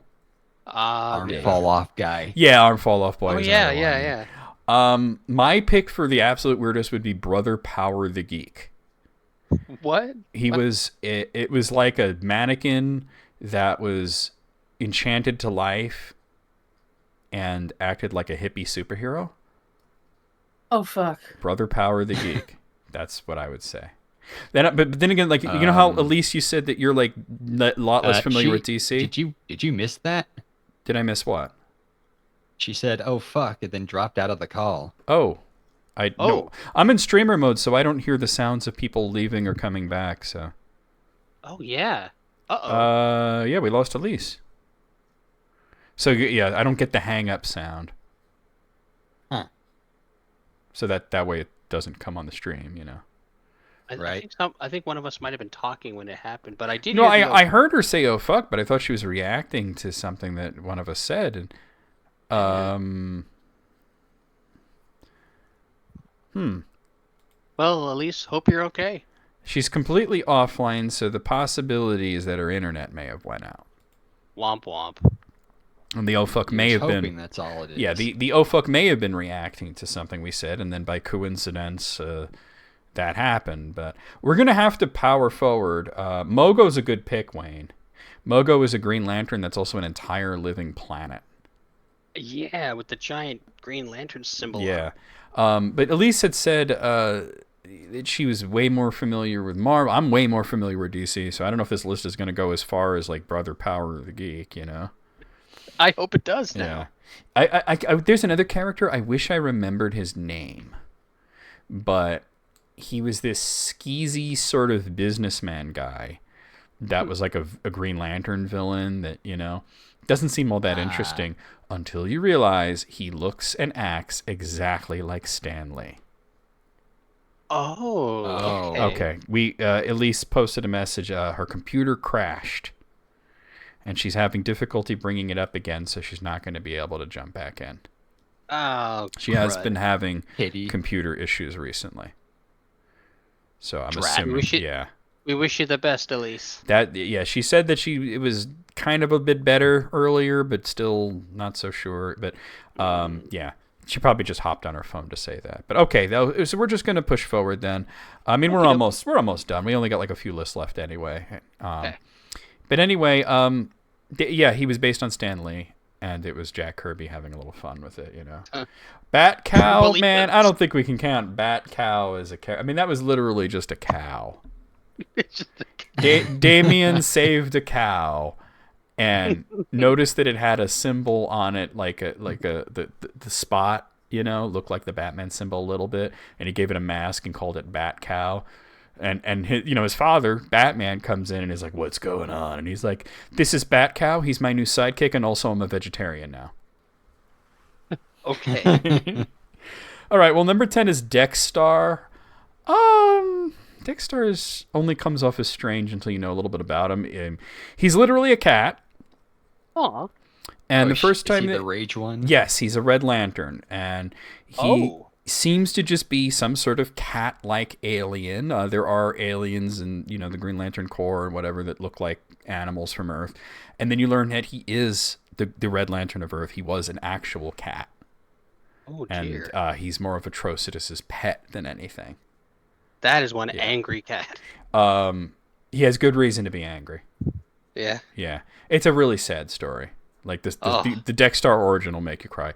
I loved in Injustice 2 when you play as Atrocitus, Dexstar is his trait. So when you have trait meter, you press that button and Dexstar shows up and starts shooting at the opponent. Number 9 is what Elise guessed, Mrs. Pitalik, who is basically like an imp from the fifth dimension, who is basically the Loki character. And can apparently face off against Trigon. Yeah. And when I say Loki, I don't mean like Marvel Loki. I mean like Norse mythology Loki. Isn't the fifth dimension imagination? Well, I don't know. Maybe. I don't imagination. Number 8 is Fisherman. Yeah. Yeah. Just Is he the guy that Aquaman but fishes? lame? Pretty much, yeah. Number 7. Number 7. His name is Prez. Huh. His name is Prez. And he was the first teenage president of the United States. That's it? That's it. That's it. That's not legally possible. Yeah. Look, they made Superman the president in one comic, and he's an alien, so... Yeah. They came up with some pretty wild His name is Prez. reason that Superman could become the... I think it was just that was what the comic was called. Number 6 is Uncle Sam, is the literal, actual Uncle Sam. As a person? Yes. Yes. Huh. And he was used in a way that was more like political satire through superhero comics. Really interesting. Number 5 is Dial H for Hero. What a name. I mean, there's also Dial M for Monkey, so... What a name. Yeah. Dial A for murder. Number 4 is Codpiece. Oh, what? Wow. His name is Codpiece. Now, if anybody out there is like, That's why unfortunate. is that funny? Well, a codpiece is a piece of clothing or armor sometimes that protects your groin. He was in the Doom Patrol, by the way. Well, he was. So did Well, he have wasn't a in the. formidable I'm sorry, he codpiece? wasn't in the Doom Patrol, but he fought the Doom Patrol. He had a gun coming out of his cock. I mean, that was the whole thing. Oh, like the love machine from Dusk Till Dawn. Exactly like the Love Machine from Dusk Till Dawn. Yes. The fuck? Exactly like that. Detective Chimp is at number 3. Exactly what you think it is based on the name. I actually know that one. Yeah. Yeah, me Bat too. Cow did make the list at number 2. Get out of here. I'm surprised by that. Wow. And Way to number go. 1 is really Danny the Street. See, What? Danny the Street is some fucking weird shit. I'll Is admit he it. just a street? But I mean, I think that this person who wrote this needs to go more into DC's weird history from the 60s and 70s. And you're right, it is a living, sentient street. Sounds like an And it do SCP. things? Yeah, and he brings happiness. Oh. I think Brother Power the Geek should have been on this list. Just saying. I mean, the name alone. Yeah, I mean, The yeah, word right, salad. yeah. Number 10 out of 10 rather. I'm gonna say 8. I think it's missing Brother Power the Geek, and I really don't think that Bat Cow belongs on the list, to be honest. No Mogo. Yeah, Mogo's a very strange character as well. I want to I'm see with if you. I'll- they ever I'll did go like with the 8. another Marvel versus DC. I want to see Mogo and Ego go against each other. Ogo, Ego, Go-Go. Moogle sent us his top 10 favorite Twitch streamers. Oh boy, here we go. So, shout out to Moogle, who's very sad recently because his favorite Twitch streamer recently died. Oh my god. And I'm he was sorry, really man. down about it, and he was talking about how that was his favorite Twitch streamer. And he thought, hey, I should do a top 10 favorite Twitch streamers for List Critics. And I said, yeah, you totally should. So here it is. Now, I don't know how many of these we're going to know, but let's Yeah. see. Number 1 is Retro Island Gaming. I think we could figure out who that is based on, or what they're all about, at least based on the name. Mhm. I don't know what the island part is about, but I'm assuming they play retro games. Only Adventure Island and nothing else. Oh, and Dead Island, maybe? No, it's not retro. yeah, there you go. Well, then again, neither is Adventure Island if we're going by Star Tropics. Star Tropics. Okay. Number 9 is Senior Crouch. Senior Crouch. I don't know who that is. Senior Crouch. Number 8 is Conorietta. I mean, I introduced him to Conorietta. I rate her quite a lot. She is fun. She's fun. She's a PNG tuber who mostly plays RPGs and has a great personality. She says that every once in a while when I'm talking to her, she'll say something and I'll be like, what the fuck? And then I'll be like, oh, right, she's young. Whoops. Because she'll say something and I'm like, how do you... Oh, right, you're like 20. You know what I mean? Oi. Hey, look, I'm being honest. I think there's some things that if you're, you've only been around for 2 decades, you're just not going to know, or you're going to have an interesting reaction to things, That and, is interesting. And I don't know, but it's like I forget that she's young sometimes. Then I'm like, oh, right, you're young, that's why. Number 7 is Ice Kitsune. I've heard of them. I think we know why Okay. Moogle follows Ice Kitsune. Because And- of the Kitsune part. Yeah, and much the same for the next one, which is Lupus et Vulpes, which Vulpes. it's Like Wolf and, That's- Wolf and Fox? yeah, Wolf and Fox. Number 5 is Haven Fusky. Haven Fusky. I think Moogle cashed in a raid ticket for this person once. Number 4, my friend Zophar. So far. My friend Zophar from the Zophar's Domain. It was great reconnecting with him because he'd been gone from the internet for so long. And then somebody randomly came in and told me that Zophar from Zophar's Domain it has a Twitch account and streams. And I'm like, oh. And I was like, I know him. He was an old friend of mine. And they're like, really? And I'm like, yeah. And I found out he was online like right then. So I was like, well, we got to raid him. I'm like, let's see. He fucking remembered me. I hadn't talked to him Get out. for like 20 Nice. years. And I remember him because he's Wow. a big personality. He was famous. He knew exactly who the fuck I was. He was like, oh my God, I haven't seen you in 18 years. And we caught up and everything. And he's basically the same guy that he was then, just older and wiser. Number 3, another friend of mine, Cheeseball. Hey, Yeah, What's Lady funny one. is that I find out these things, like I met Cheeseball, and then I find out she knows you, Jesse, yeah. and I didn't know that. And then I Oh. find out she knows Zophar, and I didn't know that. And Yeah. because Zophar mentioned her, and I went into her stream at one point, I said, I was at a friend's stream, and he said he knows you, and she's like, really, who? And I was like, Zophar, and she's like, oh shit, yeah, I didn't know you knew Zophar. And I'm like, I didn't. The small world, huh? I remember visiting Cheese's stream when she absolutely loathed Zelda 2, and I told her one day I this is can't- going to be one of your favorite games. I and can't sure enough, imagine that. I can't Sure enough. imagine that. I called it. The one stream that I had that was painful for me. It was physically painful for me to watch, but I could not look away. Was when she tried to play Ocarina of Time, Oh no. and she's never played a 3D game. Mhm. She sticks to NES, Sega Genesis, Super Nintendo, that kind of thing. So she's Yep. playing Ocarina of Time, and this is somebody who's like fully confident in Zelda 2, which most people consider to be a very difficult game. Fully confident in Friday the 13th, which most people consider to be either bad Very or hard. difficult or both. Definitely difficult. Bad, Yeah. well, it's kind of bad, but it's not the worst thing ever. Yeah. And she's just like standing in a room yelling at the chat, where do I go next? Like she would not explore or try to figure things out. It was just like, chat, please guide me. And I was just like, This doesn't go left to right.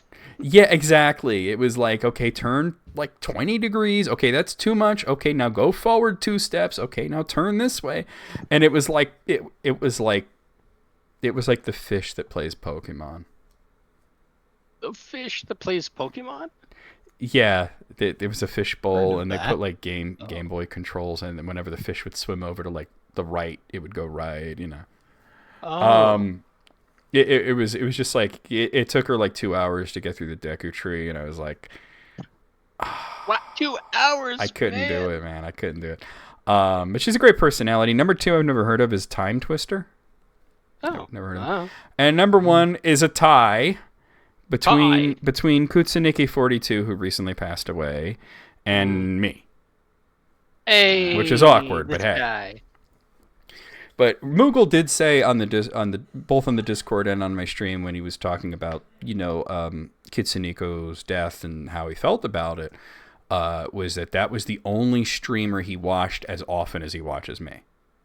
Oh. So it's a big Sorry, blow man. for him. We all our condolences and everything. Hey, don't worry, Moogle. I'll make your list yeah. one day. That being said, I got to give you a 10 out of 10 because it's that's your Yeah. favorites. I mean, 10 out of 10. Absolutely, it's 10 your, out of 10. it's your favorites.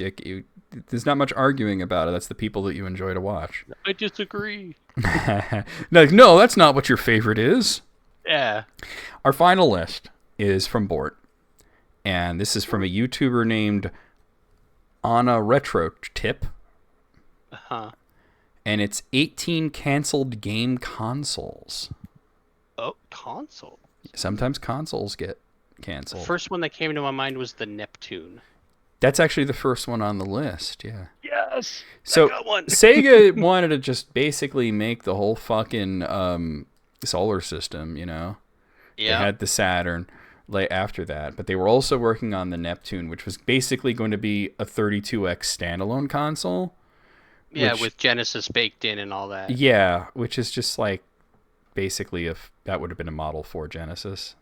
Yeah. But it didn't work out. They canceled it, and they focused on the Saturn instead. The next one's called the Ultravision Video Arcade System, which I'm not familiar That's a with. great that one. name. Huh. Yeah. I think most canceled consoles you probably would never have heard of, right? Uh-huh. Unless you scour the Yeah. YouTube or the internet. Conix Multisystem is the next one, which I'm not familiar with. Now this next one's got to be from the 80s because of the name. Listen to this: the MSC Super MS200 multi-system. Oh, that's a lot of letters. Wow. That's got to be from the 80s, right? Well, I'm gonna look this up. Is that Cheater the one name. that was like used like cassette tapes? It was going to use cassette tapes, I'm- and Night Trap was like going to be their first big cassette game. I don't know. I mean, let's see. I Apparently, can't remember- it was like basically a consoleized IBM computer.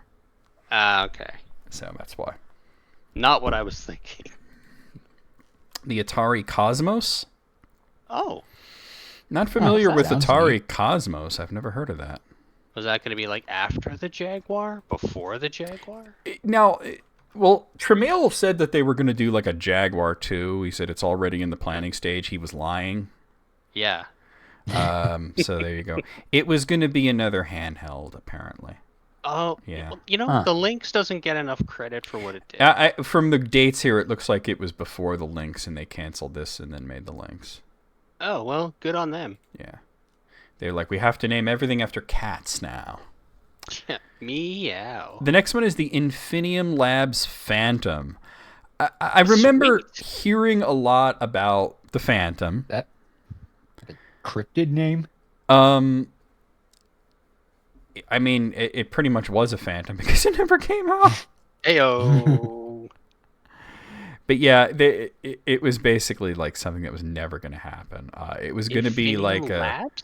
yeah, Infinium Labs Phantom. It was going to be like let me just tell you a little bit about it. It was around 2003 or so when they announced it, and this is something that people even now refuse to accept. Oh. Is that it was going to be an always online streaming console, Oh boy. which people even in 2024 are Ow. like, no, fuck you. And they were trying to do that in 2003, so you could see Oh, how that God. would not worked out. The Taito Wow Wow? Like WOWOW? Wow, wow. I mean, I don't know that Taito ever made a console. I know they make arcade boards, but I'm bringing this up now. Maybe you would play their boards? It never moved past the prototype stage. And Taito and JSB were working on it together, and also ASCII for some reason. It was a What? CD-ROM based video game console that were basically like it was a Taito Type X arcade system as a console, basically. Okay. So it basically they wanted to make the Neo Geo. Okay. Right? That's basically what they wanted to do. The Panasonic M2. The M2. Okay. I think Panasonic never got past the M1 phase. I mean, Nice. it was weird because it didn't have much to do with Panasonic. It was developed by 3DO. It was sold to a Japanese company, and that Japanese company was owned by Panasonic, and then they killed it. Okay, so it It got was- passed around. It was and then they're basically the next 3DO. Like, The Atari Game Brain. oh, Sounds like a Gamer. game show. Honestly, it sounds like one Game of those Brain. like leapfrog type things where it's like for kids or or something. the sequel to the Gamecom. Yeah, I'm looking it up now, and so yeah. Basically, this was an old sort of like a multi-pong console, and it just never Oh, okay. released. You know, it played about 10 different games that were Yeah. mostly variations of Pong. Different dressed up versions of. The next one is called the Nerve Nano Gear. And Ooh, I like Nerve I think they had that in Metal Gear. yeah, but here's the thing though, Nerve is spelled with a U. the nerve. Yeah. The Noive. I've heard of the company Nerve Networks, but I didn't know that they were trying to make a console at any point. So that's very obscure. The Bandai Het? HET. Yeah, HET. Is that for heterosexuals only? Ayo. That doesn't Bandai strikes me as more inclusive than that. Eh. It was their take on a portable console. It was going to be like basically like they were going to try to make a portable Super Nintendo. Ooh, So oh you can my kind of goodness. see where they got the Huh. idea for the Wonder Swan. Mm. Especially if you consider that Gunpei Yokoi came to work to Bandai and he helped them develop the Wonder Swan. Mm-hmm. So there you go. Sega Pluto. Now, I know Sega Oh. had a Neptune Yeah. and a Saturn. I never heard of a Sega Pluto. So, according to this, it was a variant of the Saturn. What? It was a revision that had an online modem, and it was better put together. Souped up Saturn. Yeah, it's a souped up Saturn. Saturn 2. Yeah, Electric well, Boogaloo. yeah. And basically, they was like, let's just do the Dreamcast. Yeah, and it was good. The Panasonic Jungle. That sounds like a band, right? Welcome to the stage, Pentatonic the Jungle. Panasonic Jungle. Like if you didn't know about like Panasonic as a company, and somebody said Panasonic Jungle to you, you might think that that's a band. Yeah, like Sonic Waves, Panorama, Jungle. The Panasonic Lords. They want more beer. Give me a second here. I'll look it up. Panasonic Jungle. A gaming system the size of a jungle. Oh, geez. Maybe it's just always very wet. Wet, wet, Oh wet. my. So it was going to be a portable system. It looks like a DS fucked a cell phone. Oh, that sounds bad. It looks pretty Ew. bad, yeah. Yeah. Ugh. Imagine a flip phone. This was going to both come out in the sides are late. screens. This was going to come out. Yeah, right. Exactly. This was going to come out in the 90s. Oh, gee, wow. Yeah. Jeez. The next one is the Indrema L600 Entertainment System. What is that? The sequel to the cathode ray tube amusement device? I have information about it here. Let's see. It was announced in the year 2000. They came up with the idea for it while playing Quake. It was a Linux based system. This is sounding very lame. Yeah. Basically, the PlayStation 2 came out and they said, why bother? Yeah. The next one, and this is an interesting name for a console, the Ericsson Red Jade. Wait, Sounds Red like a Jade. sick name. It sounds like a porno. Isn't that just a ruby? No. A red jade? I mean, a ruby's basically a red sapphire, if that's what you're thinking of. Oh, whatever.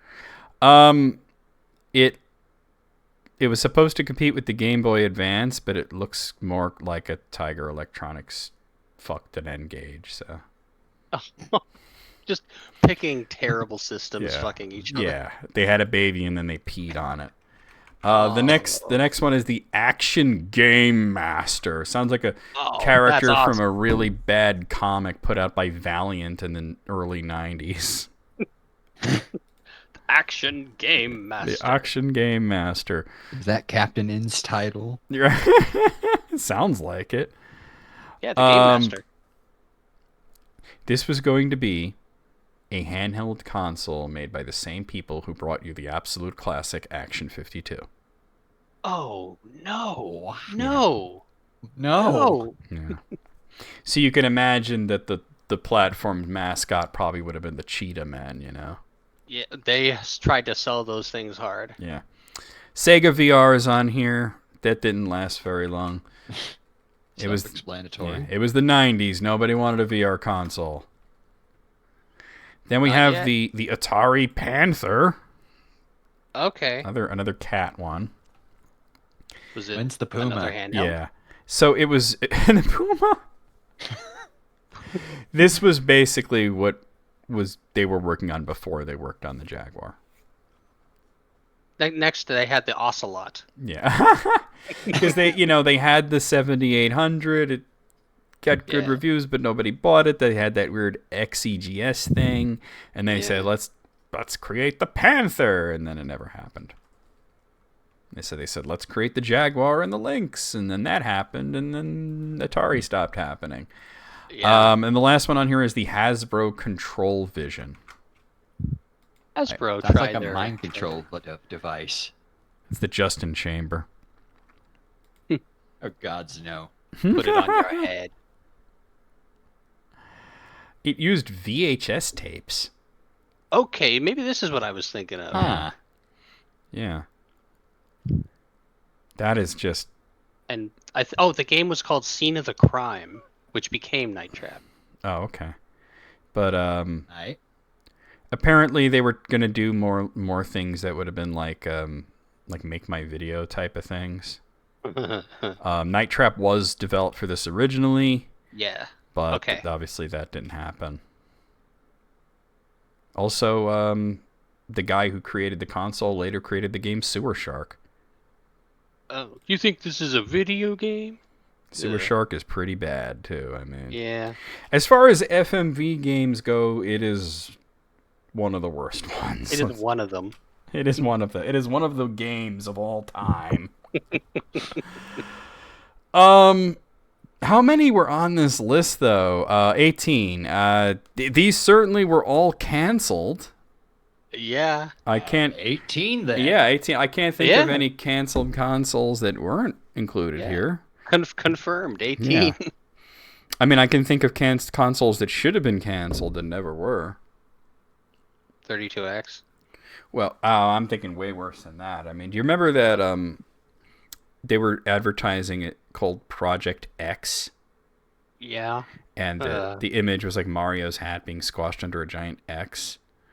And I remember thinking, whatever became of that? Like, did that become the Xbox? Like, what became? And I looked into it, and they actually released it, although it was called the Nuon, and it was basically a glorified DVD player that had about 13 games and about 20 movies that used the Nuon technology, and it didn't do very well. But that was actually released. You know? Maybe that should be a list. Consoles that should have been canceled. Mm-hmm. The Nuon would certainly be. What about the N-Gage? I mean, is pretty dire. Gamecom. Oh my god. See, the Gamecom is weird because like I can see where that could have been a little bit successful if they had done literally any other marketing campaign. Yeah. Like, It did get Symphony of the Night. It did not get Symphony of the Night. That version was canceled. Well, I've seen somebody play through it, kind of. Yeah. Wow. There's like a weird demo out there floating out there. Yeah. A prototype, really. But But yeah, Nintendo bad PlayStation? marketing. I mean, but that. I mean, are we saying that as something that should have been canceled? Because it was. Yeah. Yeah, that was Yeah. There was the issue with Nintendo, because they were trying to work with CD technology pretty early. Even in the 80s, they were thinking of it. And they worked with a few different companies. Philips was one of them. Sony was the other. Interestingly, Philips and Sony are the two companies that jointly created CD technology. Crazy. But the Philips deal fell through because it was a bad contract, and Nintendo realized, wait a minute, we're basically throwing ourselves in the blender. We can't do this, and they backed out of it. The PlayStation thing failed because the Sega CD failed. So Nintendo got scared. Yeah, Nintendo was like, maybe the CD shit ain't all it's cracked up to be, and they abandoned disc-based technology for quite a long time. Mm-hmm. I mean, and then even when they made the GameCube, they made their weird proprietary disc instead of Tiny discs. just using DVDs, which would have been cheaper. Yes. But and they all come back to cartridges in the end, don't they? Huh? I mean, Right? but it's just, you know, like the PlayStation thing. I mean, that all turned out to be really great. We got PlayStation out of it. Yeah.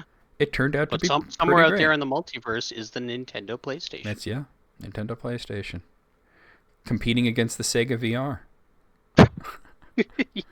Right? And the Oh Panther. my god. The Panther, yeah. The Atari Panther. By the way, do you know how Xbox got its name? Because it was shaped like an X. No. No. Okay. They made it The like red that X because in it the was box? called... No. See, because you guys are thinking of boxes, that they made that like that because it was called Xbox. But the reason they Okay. called it Xbox is because of DirectX. Oh. It was a box that used DirectX. Eh. So they started calling it the DirectX box, and they realized they needed something marketable, so they just shortened it to Xbox. Yeah, the direct Xbox would have sounded a little too computery.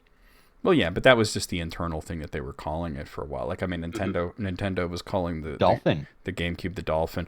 You could look on Yeah. GameCube controllers and see the patent says DOL on it for Yep. Dolphin. Same thing you see REV on Wii stuff for Revolution, because that's what they were Revolution. internally calling it for a while. Yeah. I mean, and then they had something called the Wii U for some reason. Yeah. That was the Wii? worst naming choice they Like- could have more made. like- It could have done pretty well. Like, it could have been kind of like the prototypical Switch if they called it anything but Wii U. Even if they called it Wii 2, people would have understood what it was. Not some add-on or Yeah, something. instead of thinking that's some tablet that you use to play Wii games. And now the Wii U is pretty much almost forgotten, just clinging to a copy of Xenoblade Chronicles X. Yeah. It's like the one game that hasn't been ported to the Switch or to anything else, you know? So we try to come up with it. All the HD games. Because I'm playing, Xenoblade Chronicles X and on Twitch, and we came up with this, like, is there anything else that's on the Wii U that would be worth playing? Because, like, I have the Wii U emulator set up, and it works pretty well, and it's a pretty robust emulator, and I'm using it just for this game, but is there anything else that's on the Wii U that's worth playing that wouldn't just be easier to get elsewhere? And the answer is really no. Even Zombie U was ported to other systems. Yeah. The first Splatoon. Yeah, but that's like, isn't that multiplayer only? I never played it. I don't know. I don't know. I don't know. I mean, like, the thing, I mean, I'm talking about, like, for, like, Twitch or YouTube or something. Because I went through the trouble of, like, getting this emulator and everything, and a lot of configuration to get the game to run smoothly and to look sharp and everything, and it plays pretty well. But, like, yeah, this Wii U, there's not much going on there, right? I mean, yeah, okay, like, I'm be honest with you. I could play Wind Waker or Twilight Princess in HD on the GameCube. Star Fox Zero. Yeah, I said worth it. Apparently, Splatoon does have a single-player mode, according to Alice. Okay. But, well, wait, what does Yuzu have to do it? You realize that Yuzu getting hosed doesn't stop me from playing Breath of the Wild on Yuzu. Like, Nintendo did not manage to delete it from my computer. Yeah, they didn't send out some virus that destroyed all Yeah. users. Although I'm sure that if they thought they could get away with that, they would try to. Oh. You know what I mean? Especially since the first thing the emulator does when you bring it up is try to phone home looking for an update. And since they own Yuzu, they. But anyway, no, yeah, I mean, there's nothing that would stop me from playing Breath of the Wild on the Switch. It would be a lot easier because it's an emulator that I'm far more familiar with. And for new Switch games, I don't know, there's still Ryujinx. There's a lot of Yuzu offshoots that people have made. There's promising things out there. The real we're just gabbing now. The real casualty of that war was Citra. Oh, yeah. Yep. Because 3DS? because there really isn't another 3DS emulator that shows any kind of promise. And Citra was really good. I mean, obviously, like I said, they didn't delete Citra from my computer. I hadn't used it for a while, so I didn't have the latest update. Found it on Reddit within a few hours, no problem. Yeah. Yeah. I just jailbroke my 3DS. That's pretty sweet, though. So you just put anything you want on there, right? Yep. 4 million copies of Shrek Super Slam. Super Slam. Gods no. Like, hell no. Not only no, but hell no. Hell to the na-na. Hell no. But yeah, that, I mean, as far as emulation goes, it was a weird, I mean, because like after looking at the details in the case and everything, I'm like, yeah, no, Nintendo was right. I hate to say it. They're a big evil corporation, but the Yuzu guys fucked up. Even, they fucked sometimes up. even the big evil corporation is right. Well, What I've heard, he really was like flying too close to the sun. yeah, that's why I said they should have called their emulator Icarus. Ah. I mean, Nintendo, like, the Dolphin emulator has been around for how long now? It was a GameCube emulator. Decade and a half. It was a GameCube emulator that came out, kind of towards the end of the GameCube's lifespan. It was around for the entirety of the Wii's lifespan. Mm-hmm. and it plays GameCube and Wii games pretty much flawlessly. Yep. They've never had any kind of legal problems. Not even once. And they called it Dolphin, so who knows? The issue was that they never asked for money. The Yuzu devs were asking for money. They had a Patreon, and the real thing that they did that was really fucked up was having special patches for Patreon members that would help them play Tears of the Kingdom, which was not even released yet. So they're like, okay, no, we don't support piracy, but if you pay us, we'll help you play this game that's not out yet. Dirty pool. You flew too close to the sun. On wings of wax. Yeah. So, on wings of Haxor. Oh. And then Nintendo Kratos tore them off. Pretty much. That's exactly what happened. I mean, and they they didn't fight. They knew they lost. They pretty much they took a deal, and they pretty much had to sign their lives away. It was pretty pathetic, but they had to come. That's not what emulation is about. It's not about making money. No. Don't try to become rich making emulators. About keeping the life of systems Do it, going. do it for preservation. Do it for accuracy. Do it for a hobby, improvement. But don't make an emulator and then ask. I mean, we haven't had that whole situation of paying for emulators since Nesticle came out, and pretty much like, because back before Nesticle, there were two kinds of NES emulators. There were the ones that were terrible, and then there were the ones you paid for. That were still kind of terrible, but they were less terrible. And then Nesticle comes out where it's like, this is half decent and free. Nobody was ever going to pay for an emulator again. There was one emulator that was very controversial for the TurboGrafx 16 called Magic Engine. Oh. Where there were two versions of it. One that you could pay for and one that you didn't have to pay for. And basically it was like the one that you paid for was just, bad. Like it didn't have any features, Oh. And it was like, why do we have to pay money to play TurboGrafx games? And it's just so silly, And then something like Mednafen comes around, which is a multi-system emulator that plays TurboGrafx stuff perfectly. So, Bleem, oh man, I remember Bleem. Bleem was. Do you guys remember Bleem? Well, it's before Riddle's time, but I haven't heard of it. yeah, I've heard of it. I never used it, but I definitely heard of it when I was learning about emulators. It was a PlayStation 1 emulator. Like one of the first. That could play actual PlayStation CDs. Oh. So you didn't necessarily need to pirate the games. You could buy legitimate copies and play them on your computer. The problem was that they started selling the games. Oh. And that was a big problem for Sony, and Sony sued them into oblivion. They even had something that was very revolutionary called Bleemcast, which was a PlayStation 1 emulator for the Dreamcast. Oh, I've heard of that one, actually. It upscaled the games into 480p. Ooh. Which is upscaled. Which is amazing. If you've ever seen like the way that PS1 games look when upscaled to Dreamcast, it's pretty fucking cool.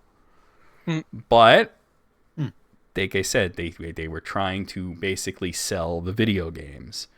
They would make these CDs that had the game and Bleem on it, and then they would sell them. And some fucking retailers even had them there, No. Yeah, like they got them into stores. It wasn't even being sold from a website because it was the 90s. You know what I mean? So yeah, my internet is kind of shitting out, and we're at the end of time anyway. Okay. So let's go over the schedule and do a raid. It was fun. Be time for my list. Did you post a list? I didn't realize I was supposed to post it. Oh, you had a list to bring us. You should have said something. Oh, I had no idea. Oh, my bad.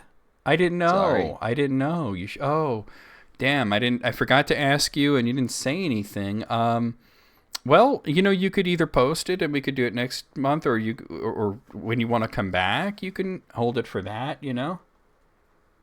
All right. I mean, if you want to come back next month, nobody has claimed next month. I know Alice claimed September, but. July's open for another month. If you want to come back next month, we'd be happy to have you. Nobody else wants to. I'll do it. Yeah, especially if Elise is still having computer issues, you know. Yeah. But anyway, yeah, I'm sorry I didn't know about that. I should have thought of that. I was just too hyped to do list crit. It really does. Jesse, answer me this. Doesn't it seem like a long time since we did it, even though it hasn't been? It does feel like it's been an awfully long time, even though it's been like a month. I think it's because that this is one of those, like, there's 5 Thursdays in the, you know what I mean? Oh, you know what? That's probably it. There's 5 Thursdays in the month of May, so that, you know, and I we're think you did it in the second to last week of April too. Yeah, we did it early because of I think because of Elise. Or was So it because it really has been yeah. an extra long time. Yeah, and you know, and then in the middle I was gearing up for that podcast that we did on the 16th. So so my mind has so been on that, and then I'm like, oh, the next podcast in 2 weeks, but still we have list critics, so it's like, you know, it just, yeah, it felt like a long time. It felt almost like we missed a month, except we didn't. No, and so we shan't. Let's rate Zofar. So far, so good. Yeah, he's playing Virtual Highlight. Oh boy. But he actually speedruns Virtual Highlight, if you could believe it. Yeah. But let's go ahead and go over the schedule first. This is the next week or so you guys know what's going on. So tomorrow afternoon, we are going to be... I need to maximize this because I can't see shit. There we go. Tomorrow afternoon, we're going to be playing more of Gurum and a Monstrous Adventure for Steam. Really fun game to come back to. And I found out that I don't have to S-rank every level, so that's good. I just have to find every piece of furniture to get the better ending, so we'll be working on that. I'm not sure if we'll finish it or not, but we're making progress in Guruman. That's Friday night. Saturday night, we're going to be playing more of Xenoblade Chronicles X for the Wii U. Probably the only Wii U game I'll ever stream, unless we come up with something else. I don't know. Sunday night. Oh, hold on, that's in the wrong order. Okay, so Sunday night we'll be playing more of and possibly the rest of Castlevania Dawn of Sorrow. We are nearing the end. We might just finish it. And if so, we have the next game set up, which is Castlevania Curse of Darkness, which I'll be playing on PlayStation 2. Monday afternoon, we're going to be starting a new and not so amazing game, but maybe we'll have some fun with it. We're going to be playing Street Fighter EX3 for the PlayStation 2. I enjoyed the first EX game. I enjoyed the second one. This one, a little janky, but we'll have a little fun with it, I think. And then Tuesday night, we're going to be returning with more of Aeterna Noctis, which is... Oh, Kirby and the Rainbow Curse. Okay, that's one we could do. Aeterna Noctis for Steam. Wednesday afternoon, well, it's going to be whatever wins the poll. And in case you guys didn't know, I made a poll for the next Wednesday game. Because I was way tired, I put it in the YouTube Updates channel for some reason. But the current choices are Wario Land 3, Halo ODST, Blood Fresh Supply, and Ukulele. And right now, with 45% of the vote, it's looking Wario Land 3 is the one that has the most votes. But we have... Wow! You know, there's 5 days left in the poll. We probably won't go the full 5 days. I'll probably just call a winner at some point so I can make a scene and set it up, especially if it's one of the Steam games that I have to install, and you know. So that'll be whatever wins that on Wednesday. Thursday night, a week from today. Let's see. That is the 6th, isn't it? So that means we will be... Oh, I can't see it. We will be over here doing the Council of Tolkien. I know we just did it, but it is going to be from now on... the first Thursday of every month with myself and Matt Richardson and Sid Kemp, which everybody that watched it told me that it was really good, so I'm glad for the great response. My YouTube numbers went way up after it. The first episode, if you haven't seen it, is going to be on my YouTube channel on the 1st, or if you're a member, you've probably already seen it because it's already up for members. So that would be a week from today. So let's go over here, and we already decided we're going to raid Zofar. He was on Moogle's list, why not? He is playing Virtual Hide for the Sega Saturn. He is a Hide speedrunner, a Virtual Hide speedrunner, if you could believe it, for the finest action RPG made from an engine designed for golf games. Yeah. So, I'm going to make a Battle Golfer Yui joke here. Fun game. I played it recently, and I disagree. Oh. It's a fun concept for a game, but the actual golf sucked. Oh, yeah. The actual golf parts suck.